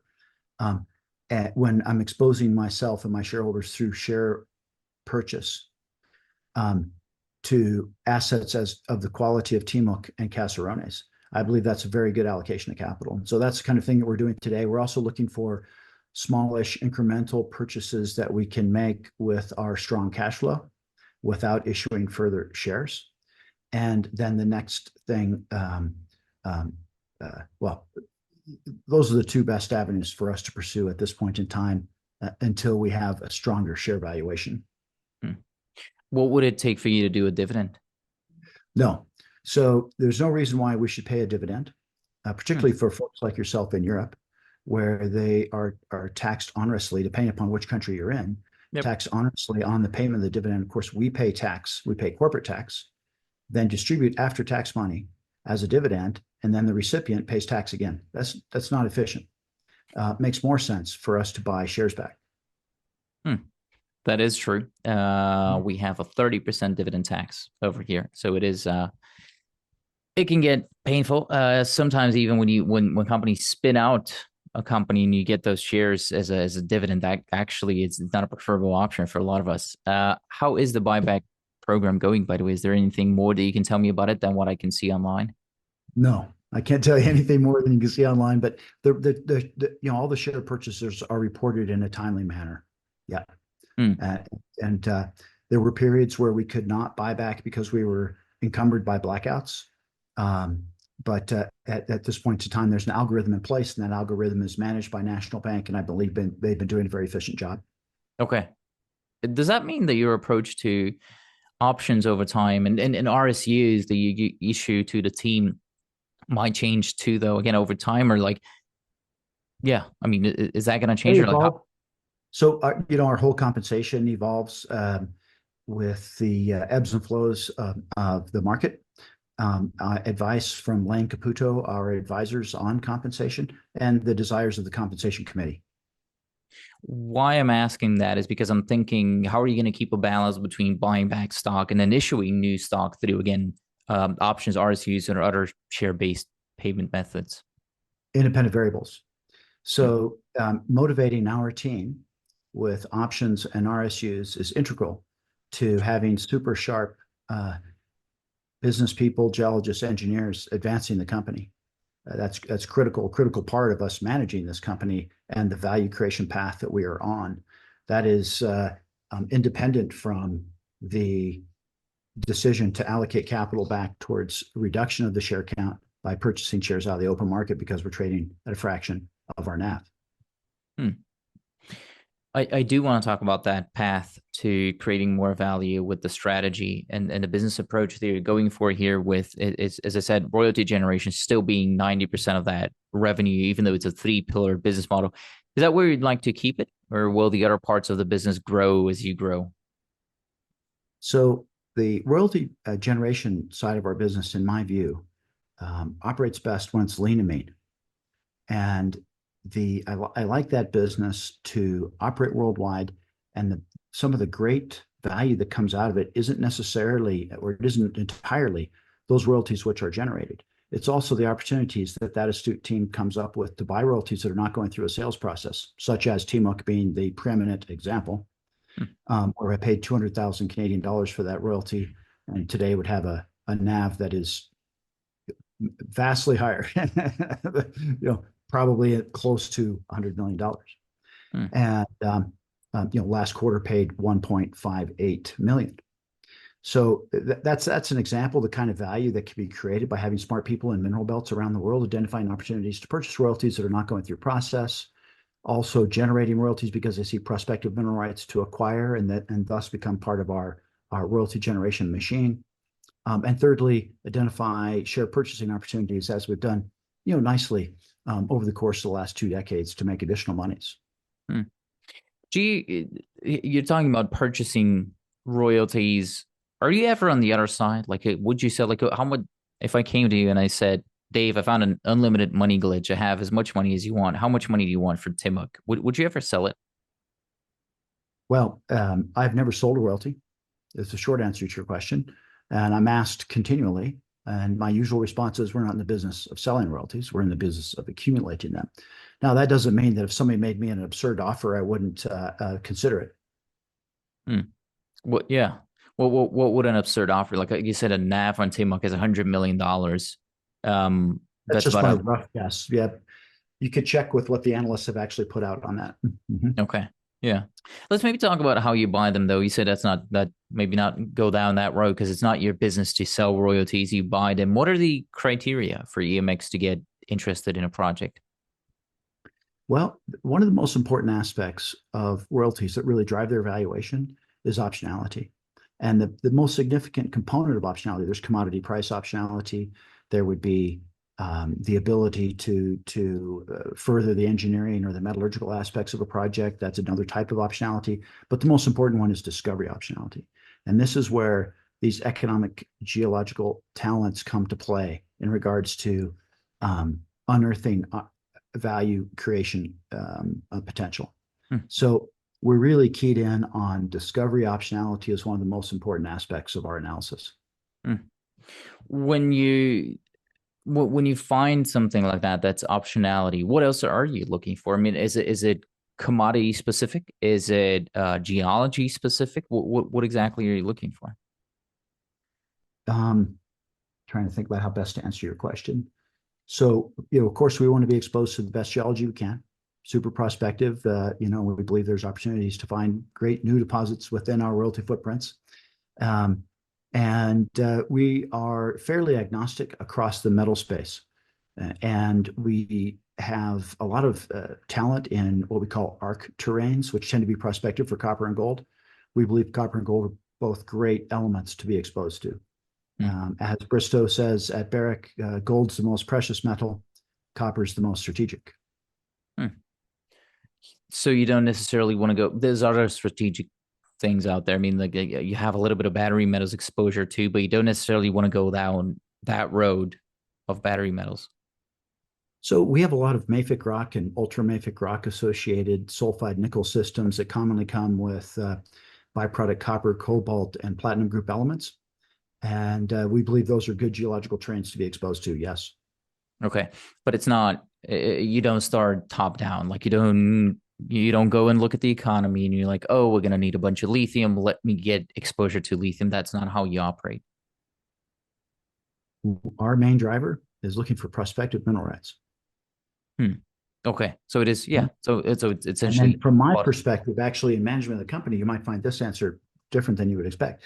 From my perspective, I'm not sitting here thinking about should we be exposed to more gold or more copper or country X or country Y. From my perspective, it's about finding the right geologists and engineers to engage that know how to create value in this space. The mining industry is fraught with risk, and those risks are multiplicative.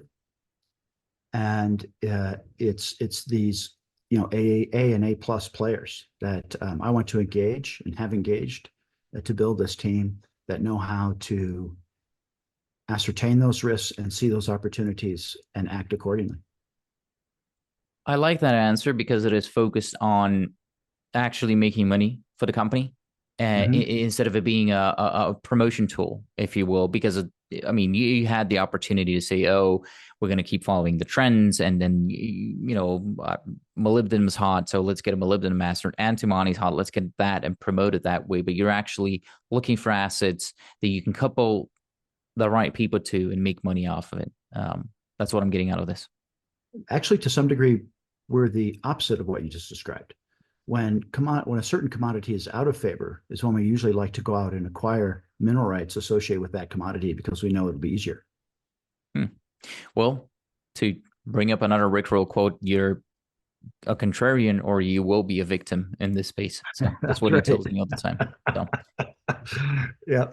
when you find an asset you like, Dave, what kind of a deal structure do you typically is preferable to you? And is there really a blueprint for deals, or is it kind of in a see as you go basis? Yeah, so that question needs to be divided into two groups. One group would be for those projects of which we are royalty generating, i.e., we're going out and acquiring prospective mineral rights licenses, exploration licenses from the country of Sweden, for example, packaging those up and selling them on to junior companies and major companies alike. And so we clearly have a blueprint with respect to how we do that. And it's very easy to see what that blueprint is because it's in press release after press release after press release. And those that blueprint usually, or it does consist of in-ground work commitments, usually some type of incremental payment over time, and always a production royalty at the end of the day. How do you? I'm glad you're mentioning Sweden because I'm thinking about jurisdictional risk as well. How do you think about jurisdictional risk? What would make a country too high risk for you to get involved with? Well, you're talking to the guy that has gone to Haiti, worked in Kyrgyzstan. I could go on down. You know, generally speaking, and we worked for a very long time in Turkey, quite successfully, I'll point out. And my last job with Newmont Mining Corporation before I left was exploration manager at Turkey. I believe, generally speaking, that political risk, as we read about it in the papers every day, is fully, if not overvalued. And technical risk, geologic, engineering, etc., is commonly undervalued or understood. And that can create opportunities. If a place has perceived high political risk, but maybe has outstanding geology, there's an opportunity there. And so we've always been willing to push the limits. We had one of the largest investments we ever made was in Russia. Fortunately, we sold and got out quite profitably, having advanced one of the largest copper gold deposit discoveries in the history of Russia. And I'm very pleased to have that transaction in the rearview mirror. But you know, just to give you a snapshot with respect to our tolerance of perceived political risk.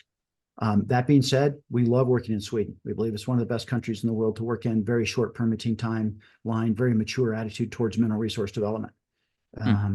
We still operate in the Western United States, despite the fact that the U.S. is increasingly problematic. It's a difficult place to work. And you know, I'll remind you and your viewers that what is politically stable to sell cell phones is very different than to build mines. And so, you know, what one person may believe as a questionable place, we might perceive as being a great place to work. And recently, we've been quite aggressive in the country of Morocco as a new example of a place that we're absolutely happy to be in.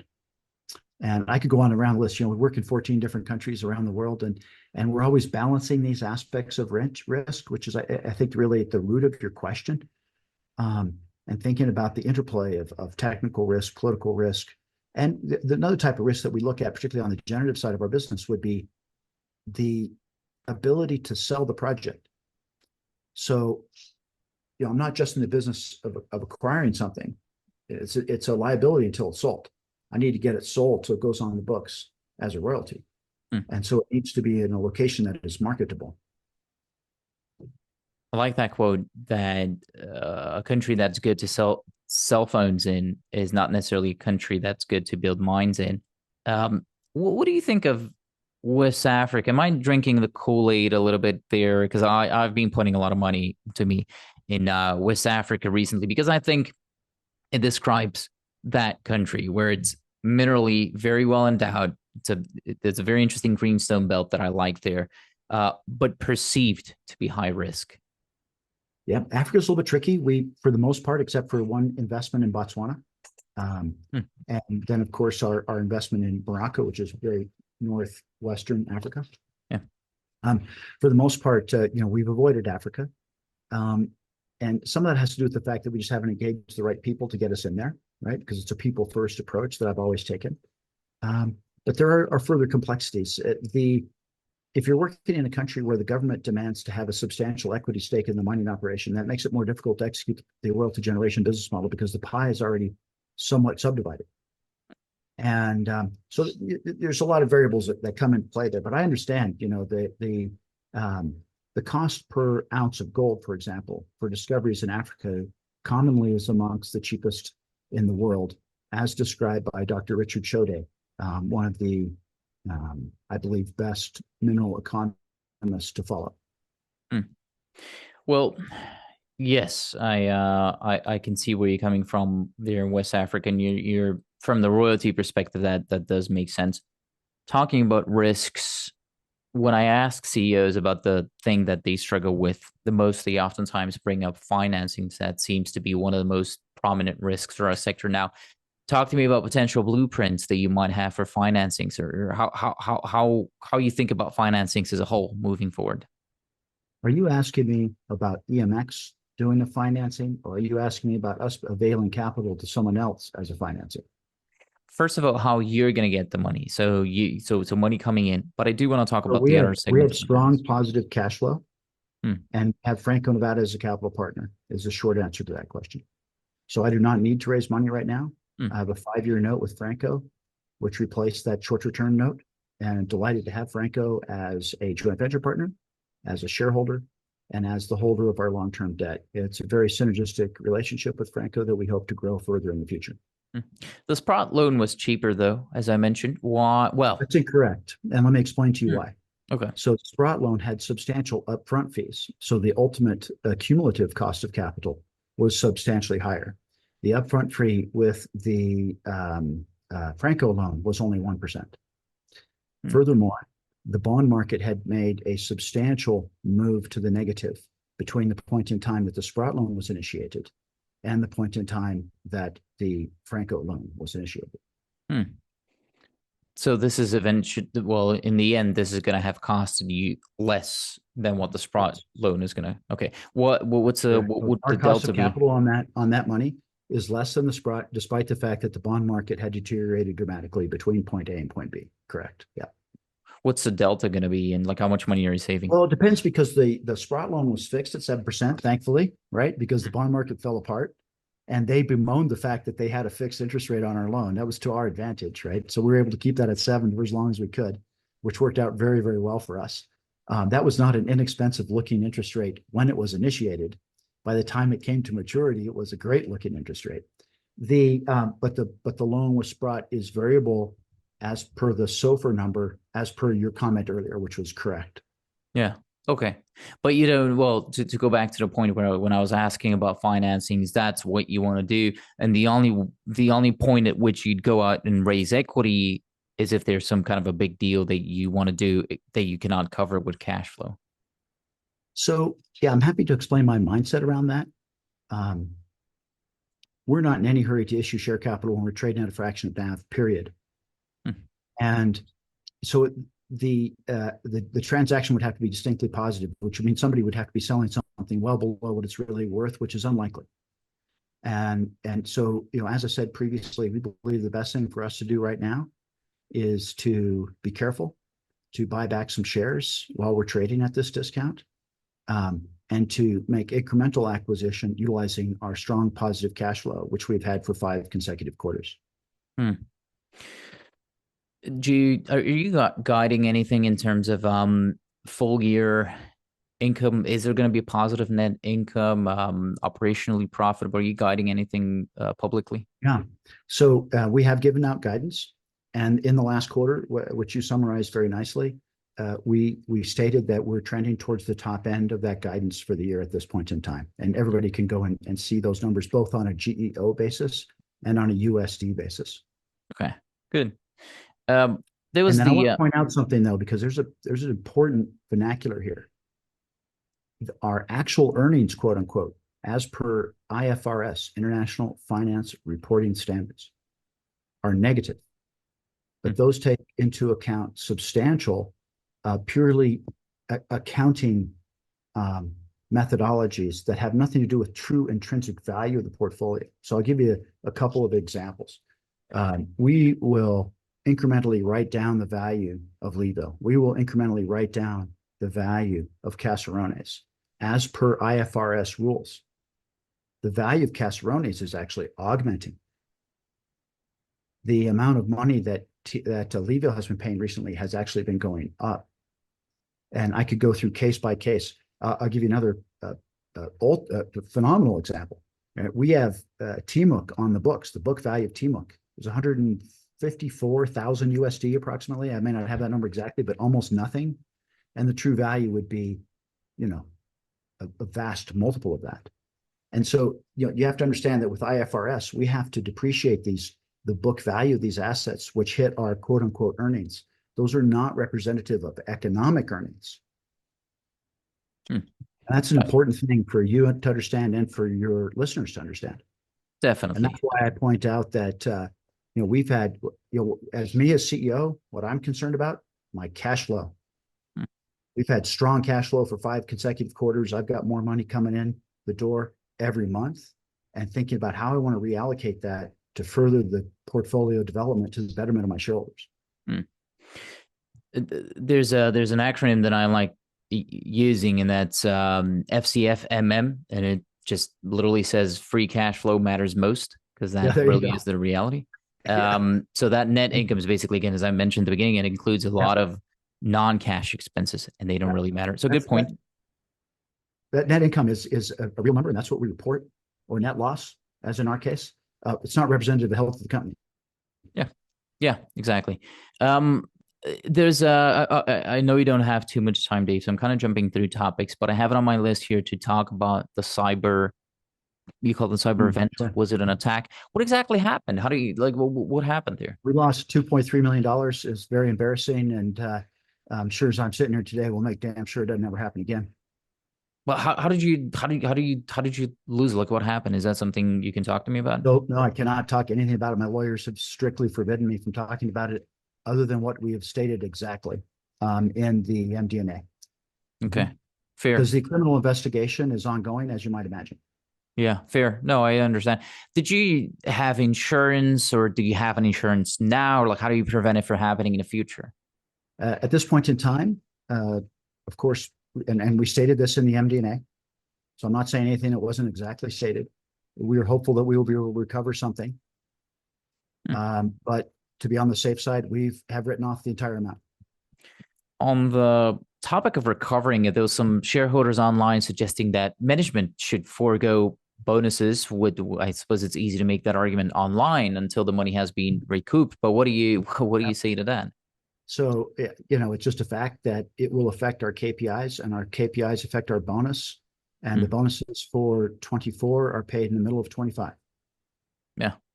Again, fair. Well, that makes me confident that you're going to do your best to not let it happen again, I suppose. Damn well better not. Yes, exactly. Well, you said it. Looking forward. Yeah.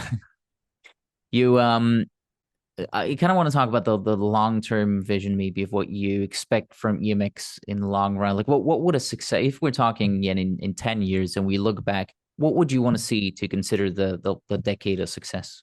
I have actually a very simple answer to that question, and it's the same answer that I would have given you 2 decades ago. What I care about is long-term, not by next weekend, but long-term compounded annual growth rate of the share price. I'm not driven by market cap. I'm not driven by, the growth of scale, except to the extent that it's beneficial to the share price. And I'm entirely of the opinion, if we traded close to our true NAV, we would be at 17, maybe 18% long-term CAGR. Right now, we're sort of 14-ish. I'm entirely confident we'll get it back to that 17, 18 range, which is right in the bailiwick, right in the range for Franco-Nevada's long-term compounded annual growth rate, both before they sold to Newmont and after they demerged out of Newmont. They've had that mid to high teen range for compounded annual growth rate. And that is my focus, and that's what success looks like. What percentage of those, what did I say? Like, it's over 12% that insiders owe, and I think it's 12.6% or something along those lines that your presentation says. How much of that is you personally? a 3 point X. I Okay. don't know the exact number. I apologize. It's probably hard though to keep building that position in the open market, especially at these, I mean, at these prices and you having the information. But is that something you're gonna be doing? Like, are you gonna be buying shares in the open market? So all of my trades are reported, of course, Mm. and you can see that there were periods of time when I was a strong buyer, and you can see there's long periods of times when I've not purchased, and you can see there are periods of time when I needed to sell options that I exercised in order to pay for the option strike price as well as the taxes that are embedded therein. That's just a fact of life. And yeah, but that's all available publicly. Uh, I think that I think the timing to accumulate our stock is excellent. I'll be honest with you. Mm. For people listening, by the way, when Dave says it, it's available publicly, he's talking about the SEDI filing. So that's SEDI. They have to Google or whatever to figure that out.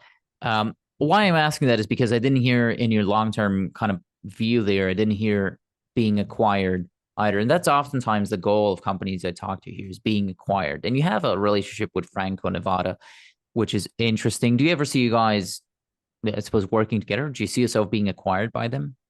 So we already work with them and share ideas. And even before they were shareholders in the company, they're friends of mine. You know, I knew them at Newmont.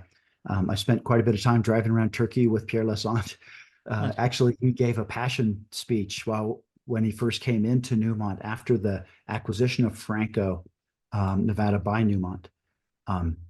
And that was a three-way deal with Normandy, by the way. So that was Normandy, Franco, and Newmont all merged. And then Pierre came in and had a high-level executive position, and he spent a lot of time. He wants to go and meet with the guys creating the discovery optionality, of course. So I've spent quite a bit of time with Pierre, including driving around Turkey. It was really a wonderful week. And he kept talking about how we should pursue our passion. And shortly after that, I left to start EMX. He says, Dave, I didn't mean for you to leave the company. I said, well, I want to go build a royalty company like you, Pierre. But um, yeah, they've always been really supportive of us here and helpful with respect to answering questions when we call. And I've shown them a dozen opportunities to co-invest with us that they've declined. But every time they declined, they would say, keep knocking on the door. And eventually we did co-invest with them. We've syndicated royalty purchase with them, and they've become a shareholder. And now they're the holder of our debt. And we have a joint venture looking for early stage royalty financing opportunities. And I find our interaction with Franco-Nevada to be quite fruitful. But you don't expect, so, oh, well, I don't expect you expect, I don't suspect you expect selling to them in the short run because he said you're undervalued based on your NAV, but do you eventually see yourself selling to them? We have no plans to sell to anybody until somebody offers us way more money than we think the company's worth. And that's potentially tough, I suppose, because it has to be worth it for the acquirer as well. We only have a couple of minutes, I suppose. There's been periods of time in this sector where people trade at a multiple of what they're actually worth, in my view. But that comes back to that whole comment about cyclicity, right? Yeah. And this sector, it's just a fact. These stocks will trade vastly less than they're worth for a long periods of time, and then we'll go into the complete opposite type of market, and they'll get very, very buoyant. Also, sometimes for extended periods of time. It's just a fact. I mean, from my perspective, I'd be delighted if my stock just chugged along, and accreted value that was directly correlative to the value of the portfolio, the way Johnson & Johnson does, or something of that. That would be fine. But that's not the nature of this business sector, is it? Definitely not. John Goodman, again, I'm mentioning him because I just recently spoke to him. He told me about a time where he said if you bought a bunch of gold and then you buried it in the ground and then recapitalized it, listed it in a TSX, the gold would be worth more on the TSX than the actual purchase price of the gold. So that's how wild these cycles can get, I suppose.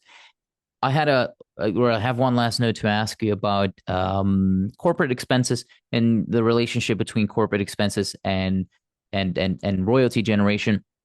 Yes, as I mentioned, please. you had it at about 65% in favor of royalty generation. So about 35% is your administrative expense of all the money you spend. 65 is that where you want to keep it in this part of the cycle, or is this a part of the cycle where you want to be different? This comes back to another key accounting point that I would like to explain to you and your listeners. So EMX, we expense nearly 100% of our expenditures in the royalty generation side of our business. Not all of my competitors do that. And all of us, including EMX, when we buy a royalty, we capitalize that purchase and it goes on the books as book value, right? So that doesn't show up as an expense in that quarter. But we've always from the beginning take the conservative accounting approach to expense all the expenditures in the royalty generation side of our business. So the assets that are created through that process are going on the books at nil or close to nil book value. And so this is an important nuance because EMX has a slightly different business model in that we do a lot of royalty generation and we're expensing that. It makes it look like I'm spending more money on a quarterly basis. But my competitors who hypothetically could buy the same portfolio of royalties that I generated in that quarter, as just as a hypothetical example, for 2 or 3 times what it cost me to generate it, would capitalize those expenditures and would go on as book value on those assets on their books. And then they could brag about how little their expense ratio is. So this is an important nuance with respect to EMX's business model and how we do our accounting that is to your benefit to understand. Fair. Where does that leave you? Like what percentage of all the money you spend do you want to spend on G&A versus what you want to spend on generating royalties? So I don't know that the percentage. You actually know it better than I do. To me, it's all just employing super smart people to do smart stuff around the world and execute our business. I expect on an inflation adjusted basis, so constant US dollars, I expect our royalty generation business to remain roughly constant whilst the overall business is growing because our royalty revenue is growing. Therefore, a percent of the overall business, it's declining whilst it's maintaining actually a nice constant level, which is where I want it to be. I want that business to operate lean and mean. And that's when we see the best opportunities come out of it. When it comes down to the G&A itself and sort of the breakdown of it, as I mentioned last quarter, it was your marketing expense was about 7% of the total thing. Quarter before that was a little bit more.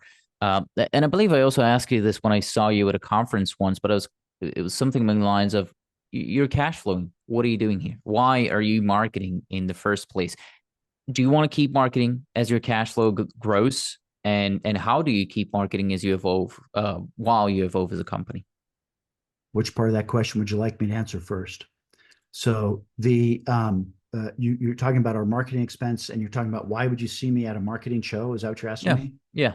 Let's start there. I go to marketing shows because that's where our shareholders are, and my shareholders want to talk to me. That's the short answer. Yeah. Okay. It's not that we're there because we intend to do a financing at all. We're there because we appreciate our shareholders, and they've been supportive of us in some cases for multiple decades. And they like to hear from the horse's mouth what's going on in the company. And, we feel it's an obligation to go and meet with these folks. And we want people to understand what this company represents and the depth of the portfolio and the potential for vastly greater discovery within this portfolio, which is the aspect of optionality that will propel us and propel the value of our royalties forward. And so I need to get out and explain that. And so people are encouraged to buy the stock. So we don't trade it half now. Is how you market going to change? That's the second part of the question. So I think, that's a very fair question, actually. And it's one we've discussed. So a project generator with nothing but blue sky markets to a different group. That's right up the Rick Rule project generation passion folks, right? And we love those people, and they've given a lot of support to us. But when we're moving into the realm of a company that has 5 quarters of distinctly positive cash flow, that's when family offices, small and medium-sized hedge funds want to really take a close look at us. And so we're trying to work that angle as well, while still maintaining communication with the folks that got us to where we are today. Fair. Dave, we're up and on our time almost here. I know you have to go. What am I forgetting to ask you, though? What did you come here hoping to talk about that I failed to bring up?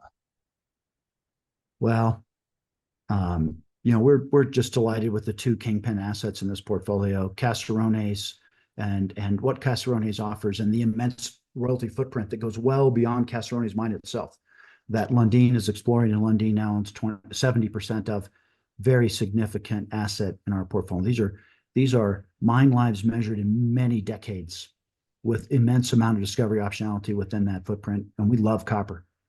Another one, Timok, Xinjiang. They're one of the best companies out there getting metal out of the ground. And every quarter, the payment from Xinjiang has surpassed the quarter before. They're even beyond what they said their guidance would be. And we're just delighted to be a participant in that and to have an opportunity to have bought that royalty for 200 grand. That's a company making event. And we're proud of those two assets. And we're of the opinion that we can just continue to do great business and build this royalty portfolio a whole nother order of magnitude forward. That's actually a good point to wrap it up on, Dave, as I also, by the way, have the next guest waiting. So thank you so much for doing this. Hopefully I can keep following along with the story. You have a lot going on, and hopefully you can keep doing these deep dives. I appreciate you investing your time with me, but I'll let you drop off now, though. Thanks again. I will now have to make a big trip, actually, from here in Vancouver. I'm going to have to go to Southeast Africa and Malawi, specifically, a place I've never visited before, not even through my microphone. And I'll be looking for minerals that I haven't looked for before either, with that being rutile and natural graphite. Luckily, of course, I'm not doing any of that alone, as I'll be joined by Frank Eager, the CEO of Sovereign Metals. The company is listed as SVM, and that is on the ASX for once and not the TSX. And that's instantly noticeable, as there is an average of about 500,000 shares trading each day, with a 52-week high of 80 cents and a 52-week low of 38 cents.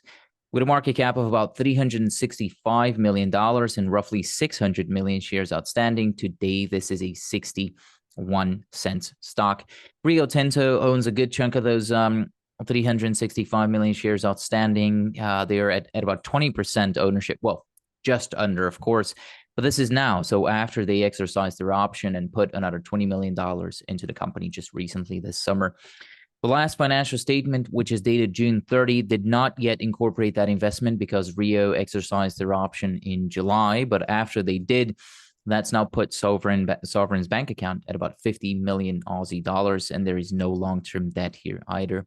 In terms of corporate expenses, the same financial statement shows me that Sovereign spent about 4.7 million Aussie dollars for the entire quarter that ended in June, 80% of which went into exploration and evaluation. And so about 20% went into what I call administration. And then within administration, there was about a 50-50 split between staff and corporate expenses, rough way. More specifically, this means that keeping the lights on costed an average of about 311,000 Aussie dollars per month for the last reported quarter. And of course, as always, please understand that this financial statement is nothing more than a snapshot in time, and it was at the end of June of this year. Again, it simply shows you what the finances looked like on that exact date and nothing more. Finances, though, especially in our space, are a fluid thing. And I could also be making mistakes in my reading of them. So by the time you're watching this, please head over to the company's website to look at the most up-to-date numbers yourself. Make sure you're getting the full picture. For Sovereign, that full picture revolves around what they call a tier 1 rutile deposit. And briefly, before I get into the asset overview, I want to note that the way I think about it is that rutile is basically titanium. It isn't exactly like that, but if you want to get fancy about it, rutile is one of the most common forms of titanium dioxide. And everyone, I suppose, knows what titanium is. It's basically a very strong metal. And so rutile is sought after when it comes down to the world of titanium, because it's what they call a direct feed titanium ore, meaning it doesn't require the same energy intensive upgrading process that, say, ilmenite might, and ilmenite, of course, being another titanium mineral, the main titanium mineral when it comes down to titanium production. So in summary, rutile is one of the most desired titanium minerals from the cost and environmental impact perspective as well.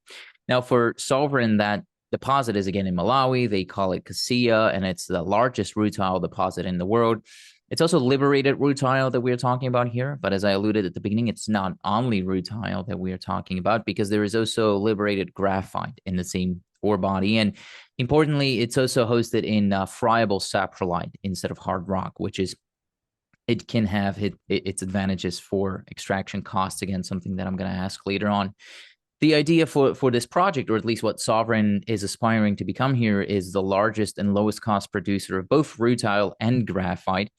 which the 2023 PEA says will generate an annual EBITDA of over 400 million US dollars over what is expected to be a 25-year LOM. That means a $1.7 billion, again, that's US, NPV 8 and a post-tax IRR of almost 30% with an initial capex of about 600 million US dollars. The interesting part here really is that the initial 25 years of production, the 25-year LOM that I just mentioned, that only takes into account about 30% of the known resource, so definitely not all of it. And there is currently an infill drill program going on, as well as other testing that is going to hopefully get them into a DFS. What I hope is going to be soon, but again, that's something we can talk about later on. Clearly, a huge undertaking, so you can expect permitting to be a big topic in my conversation with Frank later on. But so far, another company that operates in Malawi has signed a mining development agreement with the government, which gives the government a 5% royalty of the gross revenue, as well as a 10% asset level ownership, and then the normal 30% corporate tax rate. So it seems doable, but not cheap. So again, hopefully something we can target later on. Either way, this is clearly, again, a big undertaking, huge deposit, globally important, and it's looking like it could be a cash flow machine when built. But Frank, this is your first time on what I call the CEO barbecue. So I'm going to have to grill you here. Who are you, and why do you think I should trust you with my money to build this thing? Thanks, Antonio. Yeah, I think that's a good overview, good introduction to the story. My name is Frank Eager, as you've mentioned, CEO for Sovereign. Been in the hot seat now for just under a year. Before that, a year prior to that, I joined as the general manager in Malawi itself. So I spent the most of my first year in country building relationships with the government, essentially setting up our systems and structures to leading into the Rio Tinto investment. So it's been a very exciting and busy 2 years. My history or my background is I'm a chartered accountant, and why wouldn't you trust chartered accountants? I've worked extensively in sub-Saharan Africa on early stage mining projects, exploration for junior mining companies, private equity, over the last 20 odd years. Not necessarily as an accountant, but more alongside a lot of grey heads and grey beards from the metallurgical side, engineering side, exploration, geos. So, I've picked up a lot of the technical jargon, technical elements from them over the years. And of course, in between these techno-economic studies, I've also been responsible for capital raise. Being an accountant, that's, people have always leaned on, or generally lean on the accountants to help with the financing side of things. So the two really have combined well over the years. I think I've learned a lot in terms of that. And also in these jurisdictions, it's not straightforward to operate. You really have to be very patient in some respects. And I think I do have some of those qualities. So I think where we are in Malawi, it's really coming together nicely. We've, me personally have invested heavily in the relationships with the government on various levels, and that's all working nicely. So yeah, I think we've got a very good story. It doesn't come easy, but things are progressing quite nicely. Well, I'm an accountant myself, although I'm not a CA. I never went to work. I just finished my college degree and went to do quite the opposite of accounting. But what about, you've just come into the job, as you mentioned. What about insider ownership? You coming into the job means that you're going to have to build your own position. Like, you didn't get any founders shares, no cheapies for you. You're going to have to be out there buying in the open market, participating in the financings. How do you plan to align yourself with shareholders here? Look, I mean, it's always difficult for executives to buy shares in the market or sell shares in the market. We always seem to be in a closed period. We do, so what we're trying to do with our senior management is certainly incentivizing them. So we have an employee shareholders or employee share scheme, which really incentivize our senior staff senior managers to, you know, do whatever it takes, work as hard as it takes, travel as much as it takes to Malawi to get things done. So I think from that perspective, there's a lot of skin in the game, a lot of sweat equity is being exerted on the asset at the moment. So from a management team, I think everybody is very firmly aligned with shareholders. You know, there's no question about that. If shareholders don't, you know, get a decent return, management unfortunately will not get a decent return as well. So I think from that perspective, we are all very much aligned with positive and tangible outcomes for this story. Let's talk about how you plan to get those returns, or how you plan to unlock this asset value here. Because again, almost $2 billion NPV, and then that's US with a $250 market cap. That's about a 90% or so discount. How do you close that gap? What can you do here to get the market's attention? Look, it's always tricky for junior mining companies. You know, the capital and the balance sheet, or the capital overhang for developing these large scale projects versus a junior mining company's balance, you know, market cap or balance sheet is always an issue. The question there is, you know, you're talking about $600 million to first production. How are you going to raise it? You know, is it possible with your market cap and your balance sheet? I think in our case, in Sovereign's case, you know, this is a project which ticks. You know, I'm struggling still to find the box that it doesn't tick. You know, I'm obviously a little bit biased, being an insider, but I have worked on a number of mining projects and mineral projects across Africa, and this is something really unique. You mentioned in your opening summary of the project, it's the largest rutile deposit on the planet. Rutile is the highest purity form of titanium mineral. We have graphite as part of the deposit. It's the second largest graphite deposit globally. It comes out as a byproduct. So essentially, the operating cost, or the incremental cost to produce a ton of graphite is probably about a quarter of the industry average. So the asset itself, the fundamentals is extremely strong. We have a strategic investor by the name of Rio Tinto, who owns 19.9%, 19.7% now. No, 19.9%, excuse me. They've just increased their stake in the last couple of days to 19.9. So I think all of the fundamentals alongside strategic investor, the offtake agreements that we've had in the past with for a rutile with blue chip companies out of the US and Japan. I think all of those elements helps with the likelihood of us being able to successful in raising that capital. I think even if Rio does nothing, if Rio decides they don't want to be the operator as per our investment agreement, I think as Sovereign itself, with these boxes ticked, I think we stand a very good chance of being able to raise the capital to build this project. It's very different, you know, to other junior mining companies in the same position or similar position. They don't have a commodity like we have in rutile, which essentially is paying the bills, and graphite, which is a cherry on top. A graphite standalone project these days is very difficult to finance. The market is just, you know, people don't understand the market. Pricing is opaque. You know, nobody's sure about where electric vehicle batteries are going. You know, it's not taking off as people assumed it would. So I think our story is very different to those. So I'm quite comfortable that we'll get there. How we close the gap between, you know, the NPV and the market cap. We can tell stories to the market, but the best way that I see how we can close this gap is by delivering on the ground. I think we're doing so at the moment through the work, our owners, very strong owners team that we have assembled. And I think we'll get through that in this conversation, is the permitting elements. It's complicated. We're making strong progress on that.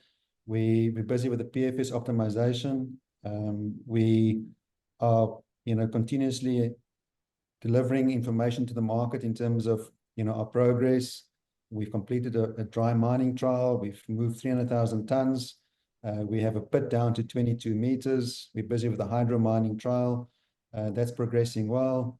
We're going to move on to deposition test work, tailings test work, things which you don't normally expect from a junior company to do at this scale at a, we're not even in a DFS stage yet. We pre-DFS. So, these are all things which, and the results obviously is important. You want to demonstrate that you don't need to drill and blast, that it is soft friable material, which is easily manageable. You want to demonstrate that the titanium or the rutile and the graphite can be easily recovered from your run-of-mine material at a large scale. Often junior companies, and I've been in those shoes, where you do a lab scale test work and you get this great result, and you tell that to the market, and your share price goes up, and people are very excited, and you design your flow sheet based on that, and come, the time for the DFS, for example, or you have to raise capital, or you have to go into operation, it doesn't pan out at larger scale.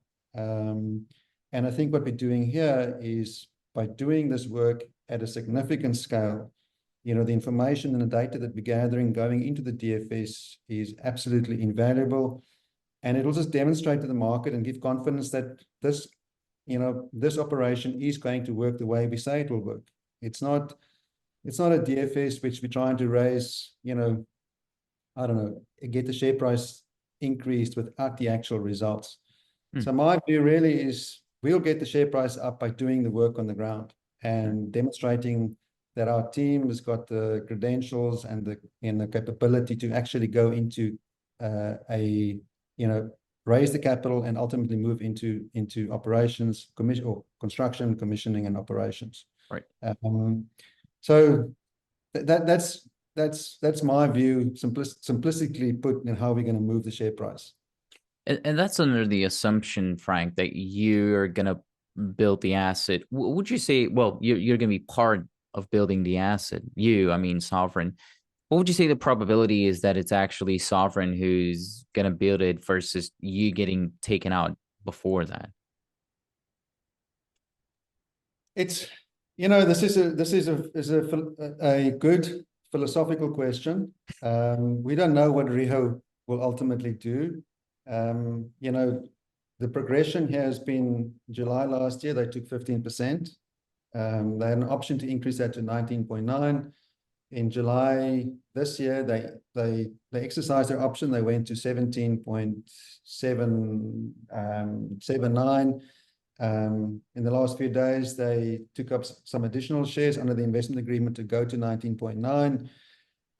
They have the option to become the operator, and that option lapses after 180 days after we've published the DFS. The reality is, this is an asset of global significance. This is the largest rutile deposit on the planet. It's the purest form of titanium. It's the first discovery of this nature in 50, 60 years after Sierra Rutile's project. It has graphite as a byproduct, both critical minerals. In the context of a geopolitical context, how China is playing around or playing games with, in the interest of national security and putting curbs on exports of graphite concentrate to Japan and South Korea. There's strategic value in the deposit. Rio is a big player in the titanium market, not so much in the graphite space. I think it's new for them. So, if you put all those things together, I think it's an asset that a major probably cannot not have, if you know what I mean. And by having 19.9% of it, I think it's a strong signal. But ultimately, we don't know how it's going to pan out. So, we have, as a company, I guess, an objective to move this into development as fast as we can. If Rio decides that they want to do it differently or better than us, then that will, I guess, unfold as the as the months go by, once we've published the DFS and their option period essentially starts. So, we're working under the assumption, we've got, as you mentioned, we've got cash in the bank, we've got a strong owners team, we've got a project plan that we're working towards, and we're trying to deliver on those milestones as diligently and as professionally as we can. Either way, it has to, I mean, the mining operation has to work. And that's what I want to discuss here as well, because you just completed your dry mining trial. We're going to put some visuals up so people can see what that looks like. Have to close it up properly, improve that you've done it correctly, restored the ground, and all these things. And you're also, in the meantime, you're doing hydraulic mining trial as we speak, I believe. What else has to happen between now and the FID so that you can know, okay, we can actually build this and make it work on a large scale? Look, so this PF or pre-feasibility study optimization phase that we're going through now, which includes this pilot phase mining, pilot phase dry mining, hydraulic mining, deposition test work, and rehabilitation, or backfilling, closure, and rehabilitation. It's all part of our selecting technology and a option, or the preferred technology and preferred option to do the basic engineering into a definitive feasibility study. So Okay. that we are looking to have completed by the end of November, early December, and that will mean the pit that we've dug will be closed and essentially covered and shaped and in the process of being rehabilitated with a variety of vegetation and crops. The objective here is to demonstrate to communities and people how quickly we can get them back on to the land farming. Again, something of this scale and nature, it's not done at this stage of a project. So I think we are certainly at the leading edge of project development and testing and giving comfort to the market and financiers that ultimately we are doing things at scale with the objective of getting it to the next phase. The definitive feasibility study we are aiming to complete by 3rd or 4th quarter next year. And then it's a question, then there'll be a question whether what Rio does once we publish the DFS. But I think we will go, depending on our discussions with banks or lenders and offtake partners, the intention would go into front-end engineering at that stage or shortly thereafter. Hopefully by 6 months after we've completed the definitive study, we can be at a point where we can be in a final investment decision point. So hopefully early 2026, we can be in that situation where our shareholders and our board can make a decision on where this project needs to go. That's a good overview. I appreciate the timeline there as well. And I want to talk about permitting later on. What I'm thinking about here, though, Frank, is when you ran the dry mining test, I suppose testing ground conditions was part of that. Can you tell me more about that? Because I understand saprolite hosted mineralization is great for the ease of extraction, but because it is soft, could that also pose any challenges relating to stability? Antonio, no, I don't. We've. I mean, if you look at the pictures of the pit itself, we've decided on doing vertical benches purely because of the stability of the material itself. We haven't seen anything to demonstrate that there's a chance of any of the benches, or none of the benches have collapsed over the course of the last 6 weeks or longer than, or at that length of time that it's been exposed.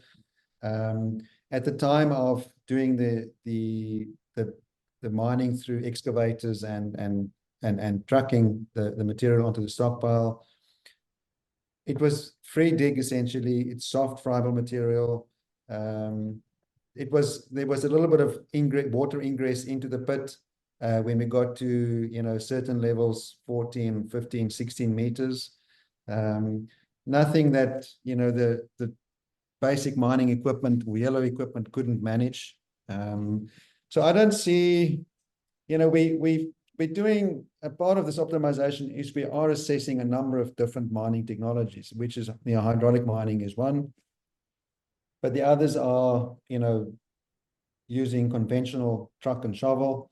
We're looking at drag lines. So we're really going, and we're getting that up to a PFS level accuracy, so we can do a full trade-off against what we had in the PFS.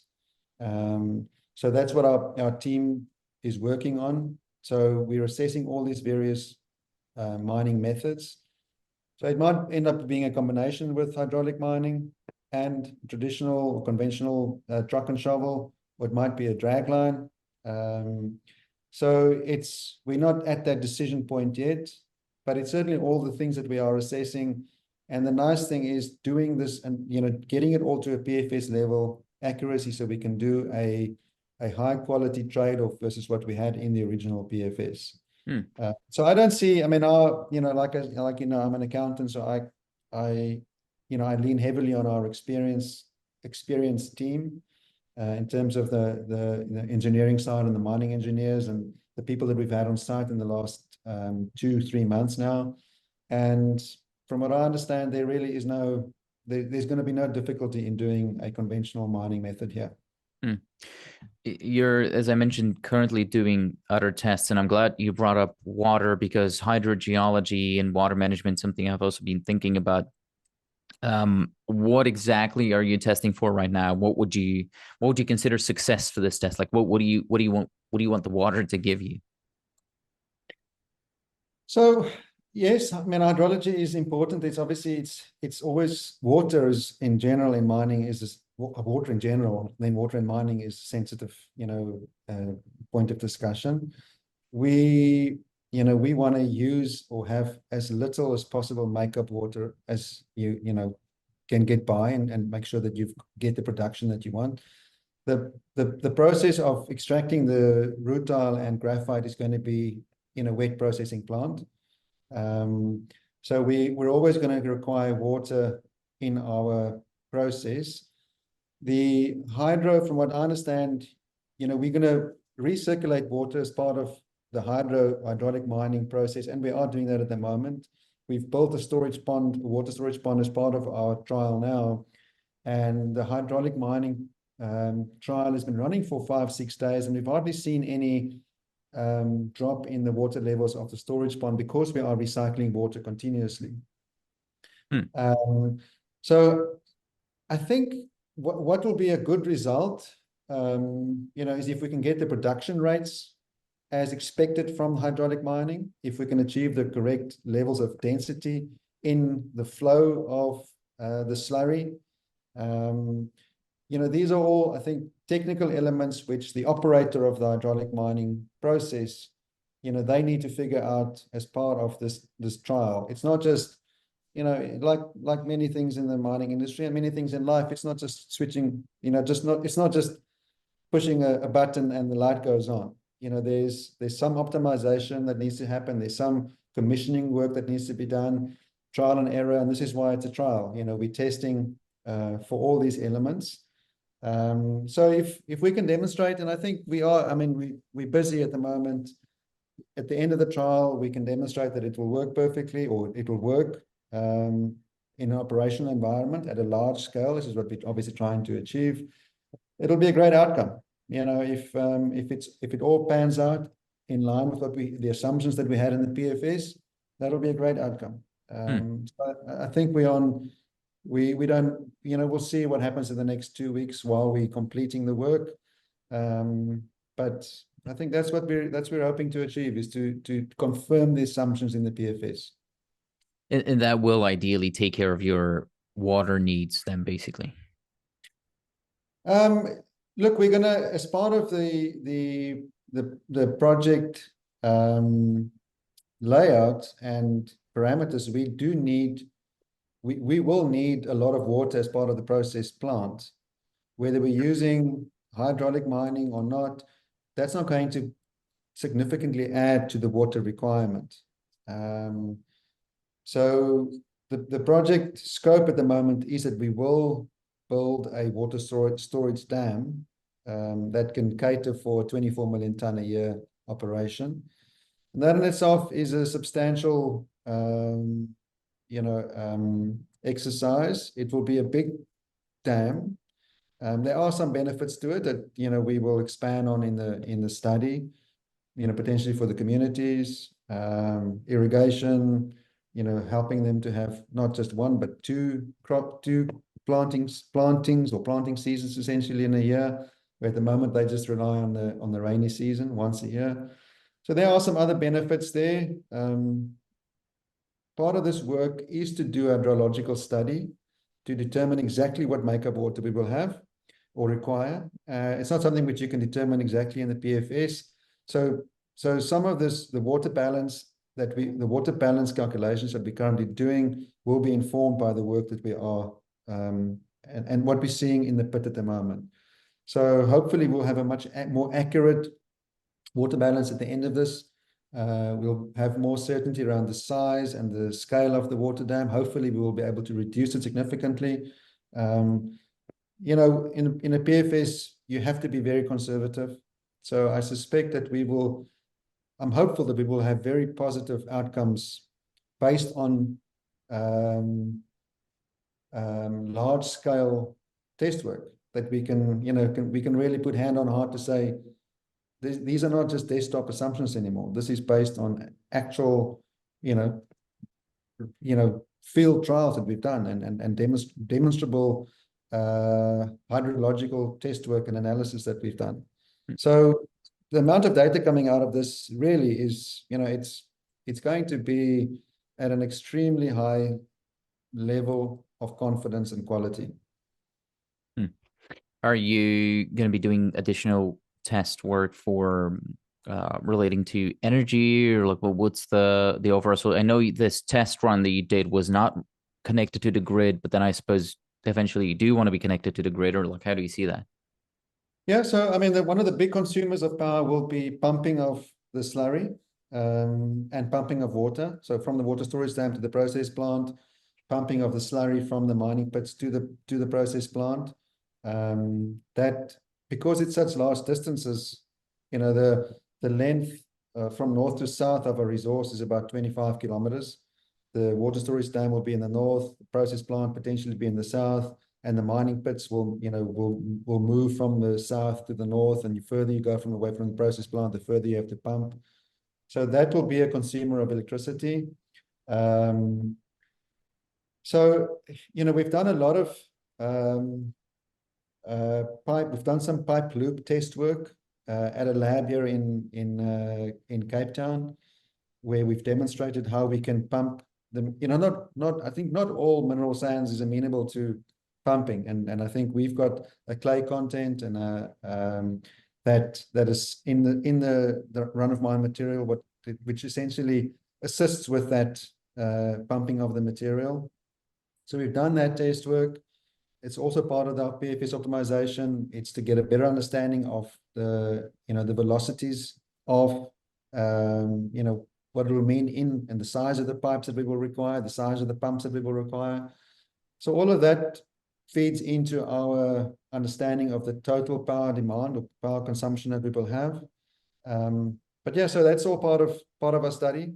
I think in the PFS we assumed 30 megawatts requirement in the first 5 years, and then doubling that into when we double our production from 12 million tons run of mine to 24 million tons.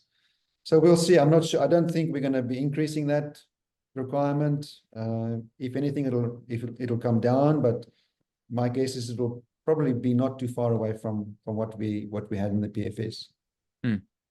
Okay. And are you doing any additional tests in the meantime to optimize tailings management, or is that all taken care of as well? This is all part of this test of this work. So we're doing that. So how we're going through this trial now is we're doing the hydraulic mining. The material goes through a cyclone to do a minus 45 micron cut and a sand fraction. And then once we've done that cut into these two fractions, it will go into 5 or 6 separate holding or cells that we've dug, each containing 2,000 cubic meters or 2,000 tons per pit. And we're going to fill those with various ratios of sand and fines mixtures. So we're going to have a 100% fines, 100% sand, 25% fines, 35% fines, and 50% fines. And the intention there is that's deposition test work to see how we can backfill pits in a operational environment, how quickly we can get back onto that material, how quickly it dries, settles and dries, how quickly we can get mining equipment back onto that. And similarly, how that that data will feed into how we design and develop the tailings storage facility. The objective here is to get as much material back into the mining voids. There is a swelling factor, so not everything can go back into the same hole you took it out of. So we're always going to have a tailings storage facility.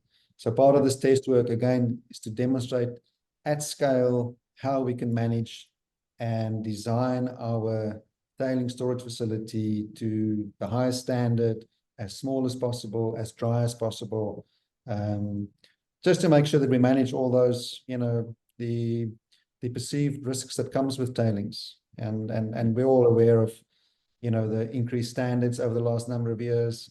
So that's something which, again, the data coming out of this, the test work that we're doing at the moment it's something which is unprecedented. And I think we're very excited about being able to, at the end of this, say, this is what we've done at this scale, and this really demonstrate or informs the engineering that needs to go into the definitive feasibility study.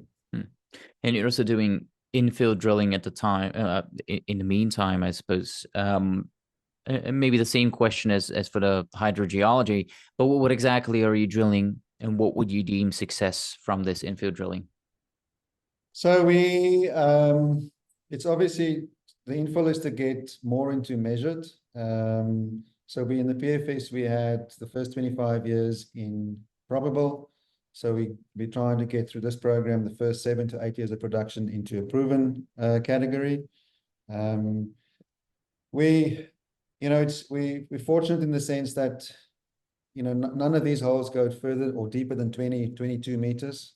So it's fairly shallow.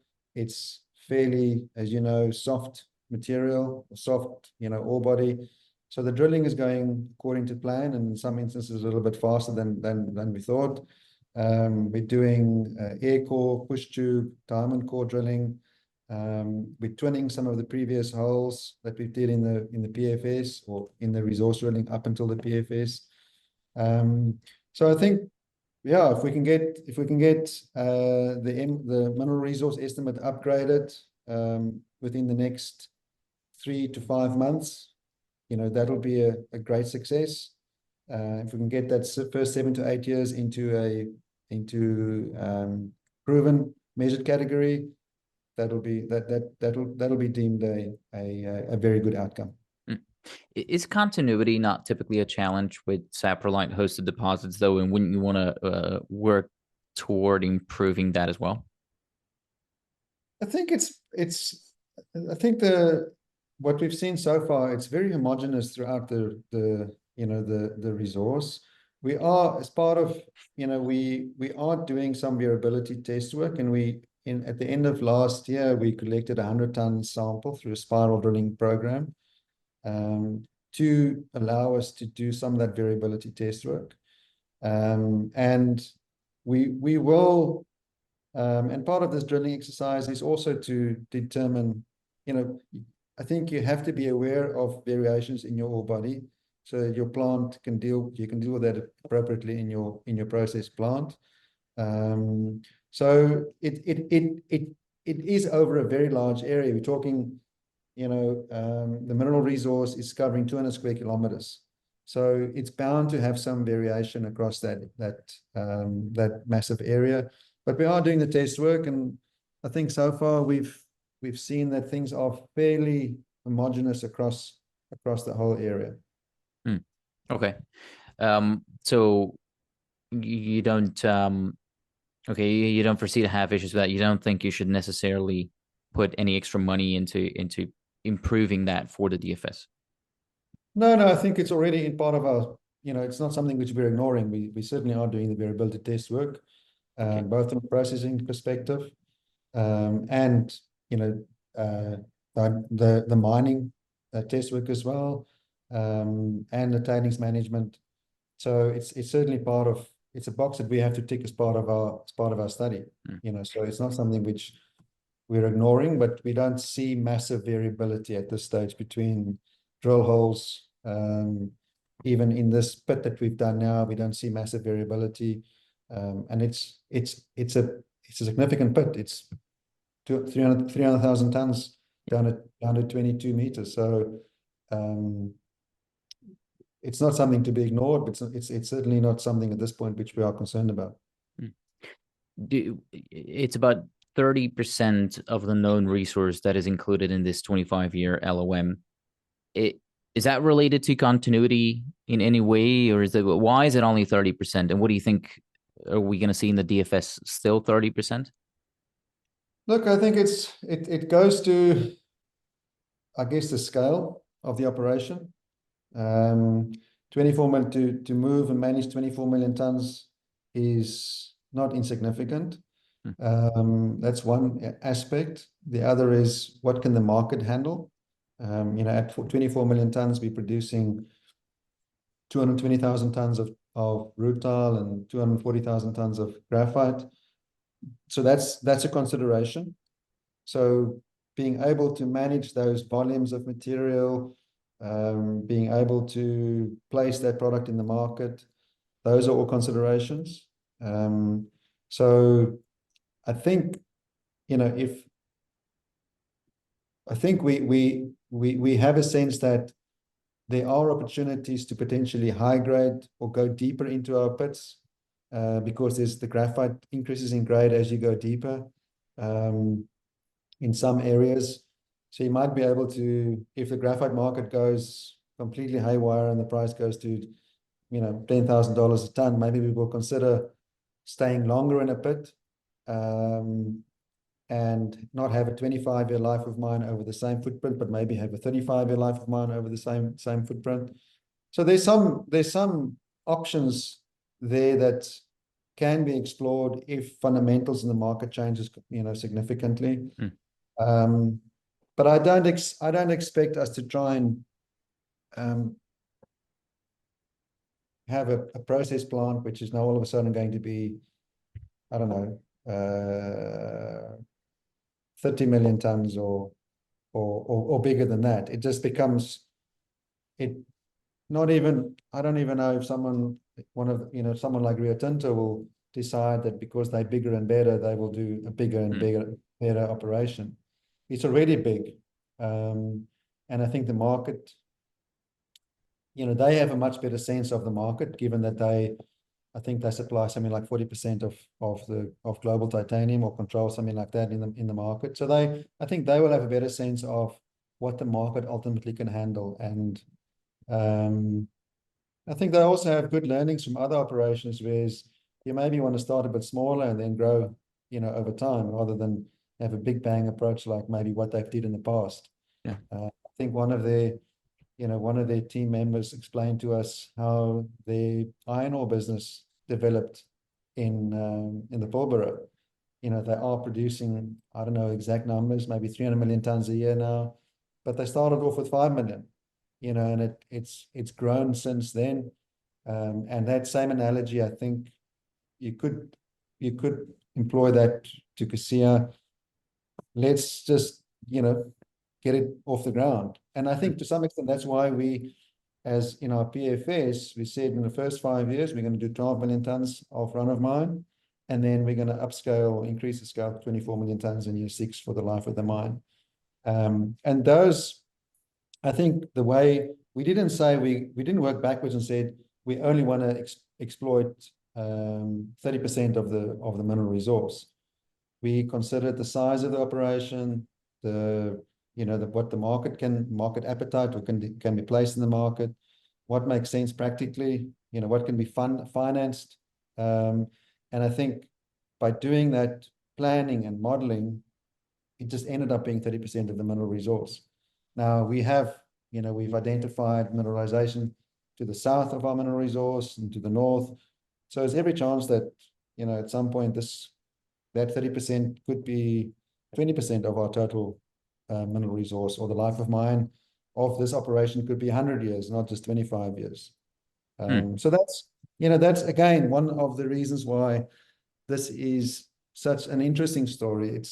It's very large, it's very strategic.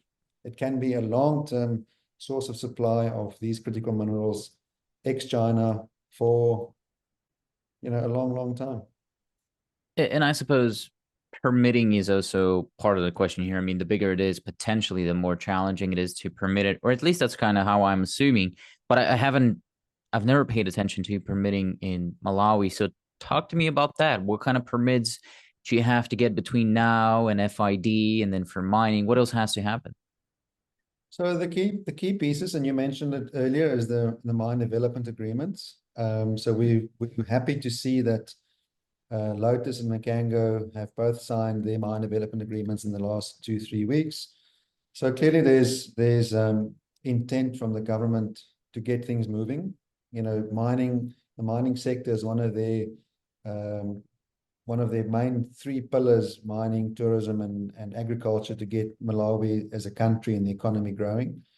So there's definitely intent from that perspective. So that's one of the pieces that we need to get in place. They've set precedent in terms of the royalty, the government interest, and the like. So again, I don't see those as being stumbling blocks. It's a matter of course that we need to get to, and we will get to that once we've done enough of our project development and definitive work through the next 6 to 12 months. Other key element or key permit here is obviously environmental approval. So we've been working on that for the last 6 to 9 months already. We've just finished the scoping phase of the ESIA. We've done a huge amount of public consultation meetings. I think we've met with around 15,000 people as part of the scoping phase.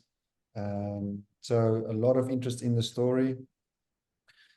So, we've got great relationships with all the various government departments. We have an interministerial government committee. All the key ministries are part of that committee. Everybody's well informed. We make a point of presenting to this committee every 6 weeks to update them on our progress, and where we see stumbling blocks, where we need assistance from or guidance from the government in getting things done in the right way. So there's a lot of support from all sectors and all areas. I think everybody wants to see this project being successful, so that's helpful to us.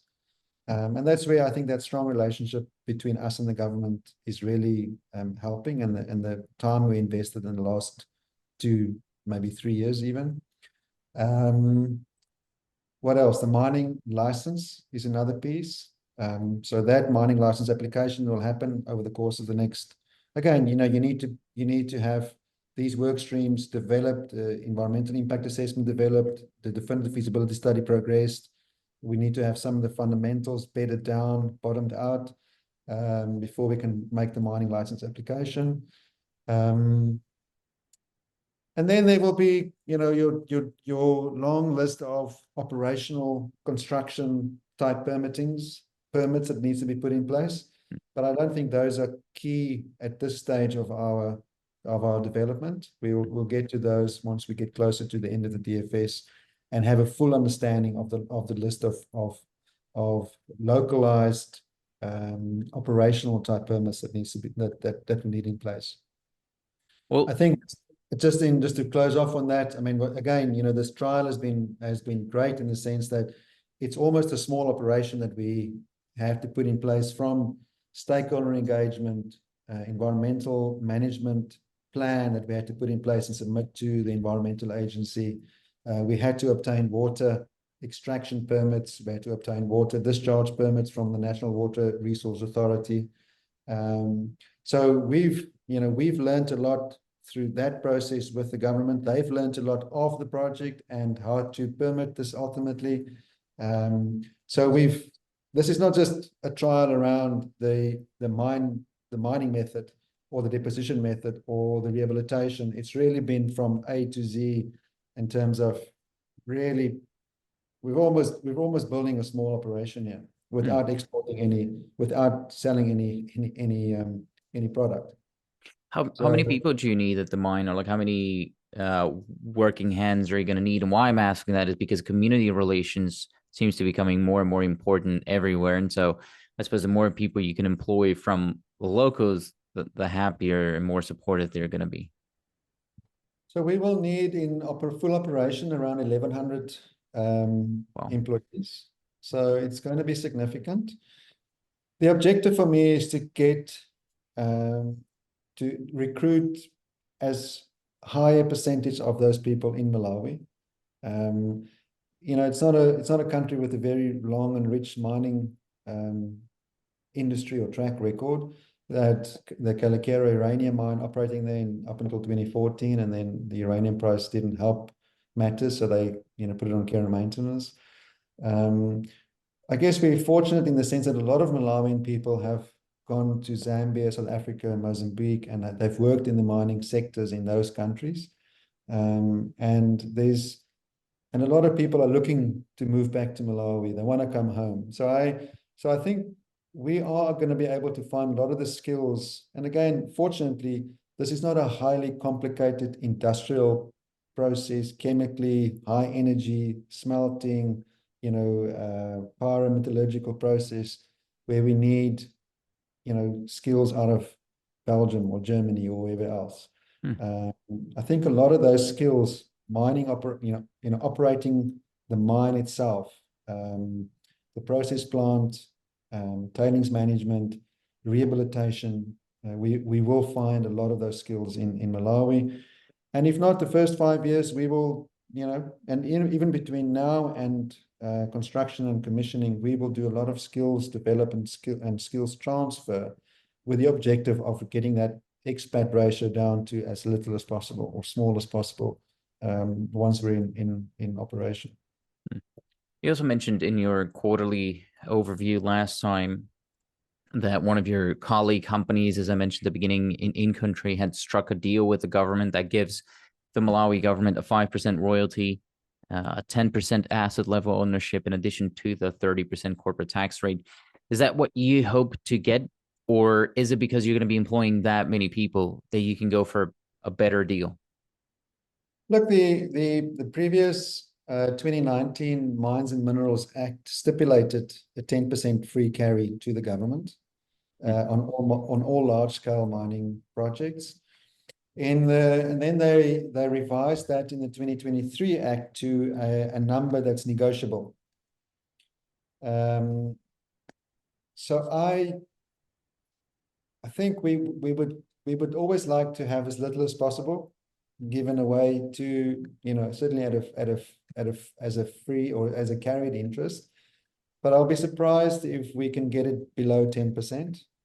I think the precedent set by Mkango and the others at 10% is a good indication to us that is what we will aim or target to get to. It'll be very difficult to negotiate that number down from the precedent that they've set. Royalty 5%, I think similar. I don't think we are really, and again, I think, looking at the fundamentals of the story, it's robust. We don't have to go into a very aggressive negotiating position to try and get the fiscals lower than what it currently is. We've seen, I think some of the other projects tried very hard on that, and it was very negatively portrayed in the press. The man on the street doesn't like a big mining company to come in and it's perceived that the government is doing a bad deal for the people. And we've seen, as you said, communities are very important. And I'd rather have a friendly community and a friendly Malawian citizen than trying to negotiate 10% down to 9% or the tax rate from 30 down to 25. So that's my view on this. So I think if we can achieve those terms, those fiscal terms that the other guys have managed, I think it'll be positive to the story. And the duration of those negotiations, if some of those guys negotiated for 7-8 years on achieving those outcomes. And that's the last thing that we want, is to have a protracted discussion and negotiation on the mine development agreement. Are there historical examples of large foreign companies, mining or non-mining, working successfully for a long period of time with the Malawi government? Look, Malawi is a very small country with a relatively small economy. The biggest multinationals there is Old Mutual. It's I think historically South African insurance and investment company, has been there for a long time. And the other one is Ilova, which is a sugar company. It's South African, but they have large plantations in Zambia, Malawi, Mozambique, and South Africa. They've been there for a long time. They employ around 14,000 people. They have about 40,000 hectares under sugar and under sugar cane and tobacco and cotton and the like. So they've been there for a long time, and I think they're operating successfully. So those are just off the top of my head. I'm sure there's others that I can't think of right now. Right. Okay. What would a financing potentially look like here? Are you thinking debt or equity? And this again under the assumption that you have to finance this thing yourself. It's very early to tell. I don't know. I don't, think Malawi political risk is very low. I think it's very low. There's a lot of support from the IMF and the World Bank. Obviously a lot of support from various international agencies and trying to get the country up and running and sustainable and able to repay some of these, the IMF support. The project fundamentals obviously needs to talk, walk the talk essentially. And I think if we can make sure that those are addressed, we have a strategic investor on board with a strong balance sheet, willing to support, and part of the investment agreement is that Rio will help and support us arranging the finance for the project. It's very difficult to tell where you're going to end up with an debt equity ratio. 30% equity, or I think anywhere in that range, lower than that will be great. The project, the project itself, from the PFS results, as you note, it's robust. The financials are there, so I think it can support. It can support as a fairly large chunk of debt. So only time will tell. I mean, I think that's, at the moment, it's a little bit early for us to really get our heads around that. It'll all unfold over the course of the next, piece of study, next 6 to 12 months. And I suppose part of unlocking that value that we talked about earlier is going out there and telling people that what you just told me, telling them that we can get this financed. Malawi is the right jurisdiction to do it. It's a significant asset, and all the other things that we talked about. How do you do that? Who do you promote the story to? Who do you find more receptive to? Is it more because it's an ASX listed story, but who is it? Who's more receptive to it? Are you going to Europe? Are you going to North America? We've got quite a diverse shareholder base at the moment. We've got a lot of support out of Australia, Germany, the UK. We've just listed on the OTCQX last month. So we're trying to build out our shareholder base in North America. So we're doing quite a bit of promotion of the story there over the course of the next 2 to 3 months. We're obviously having a lot of inbounds. Well, not obviously, but we are having a lot of inbounds from the likes of the Japanese government and the US government. again, I think due to the fact that these are critical minerals because of the scale of the deposit, the interest and investment by Rio Tinto, then that changes the nature of the profile of a company. So there's a lot of, I think for a long while, not many people knew about, Sovereign and the Cassia deposit, and the strategic nature of it, and the very strong fundamentals. But over the course of the last 6 months or last maybe 12 months since Rio's been, involved, we've really ramped up our on the ground activities. A lot of the story has become known to a lot of people, in Australia, Europe. As you know, Europe has a critical minerals policy, so there's interest from that angle, and there's a lot of interest from high levels of the US government as well. So, we've started high level discussions with some of the African-based DFIs, the African Bank, AFC, African Development Bank, and the likes. They want to see an African story. They want to invest and lend into a cross-border trade. Of course, we're moving product from Malawi through Mozambique and out through Nacala port. So they really want to see that develop. I think, again, a lot of people want to see Africa being successful. And these DFIs are looking for ways that they can invest and support in the story. And they don't want to be left out. They don't want, Western banks or lenders to come in by themselves. They want to be part of that conversation. So we're finding it's resonating, everywhere we go at the moment. It's pleasant. It's a breath of fresh air to be able to tell a story that people want to hear more about and want ultimately to be part of. It's not just on that level. It's when I go out or when people come to us that we want to recruit, in Malawi specifically. People want to be part of the story. They really want to,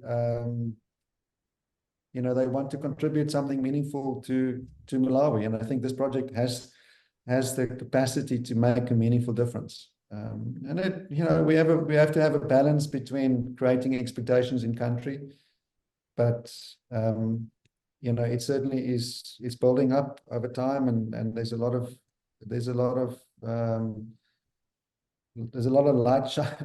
lights shining on us at the moment. So we got to work hard and to get it to the next phase.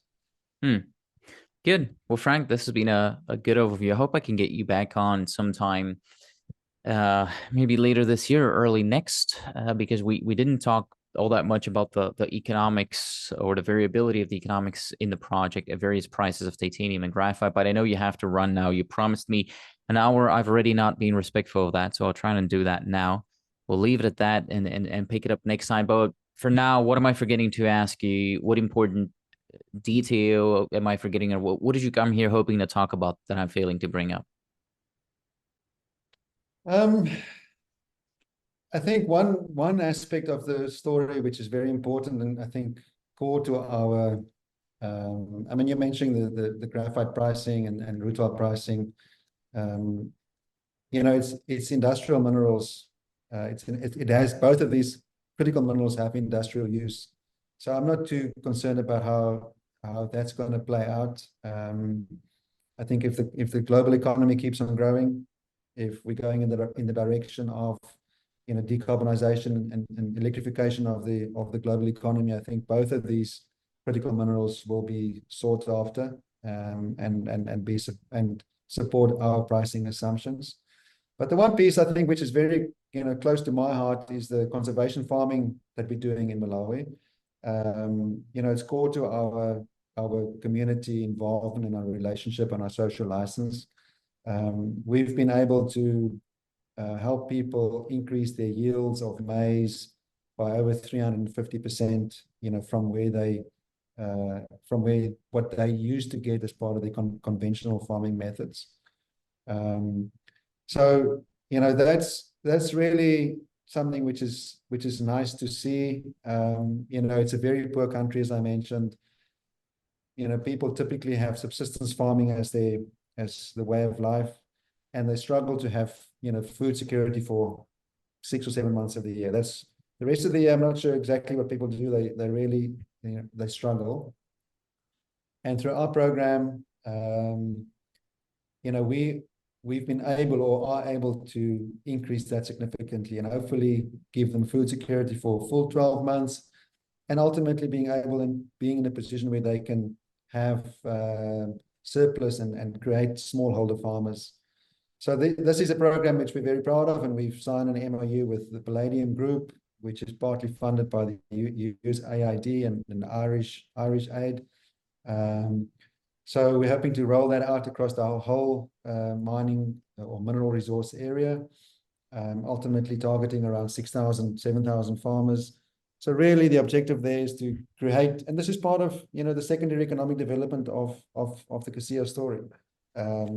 Really creating a breadbasket for the bigger Lilongwe area. And so this is an element which we didn't touch on as part of our discussion, but something we can certainly expand on in our next conversation. It really is exciting and something worthwhile coming to visit, even if you just see that as part of your visit in Malawi. That'd be great. That's something we should talk about next time. Thank you so much for investing your time in me, Frank. This was a pleasure. Thanks, Antonio.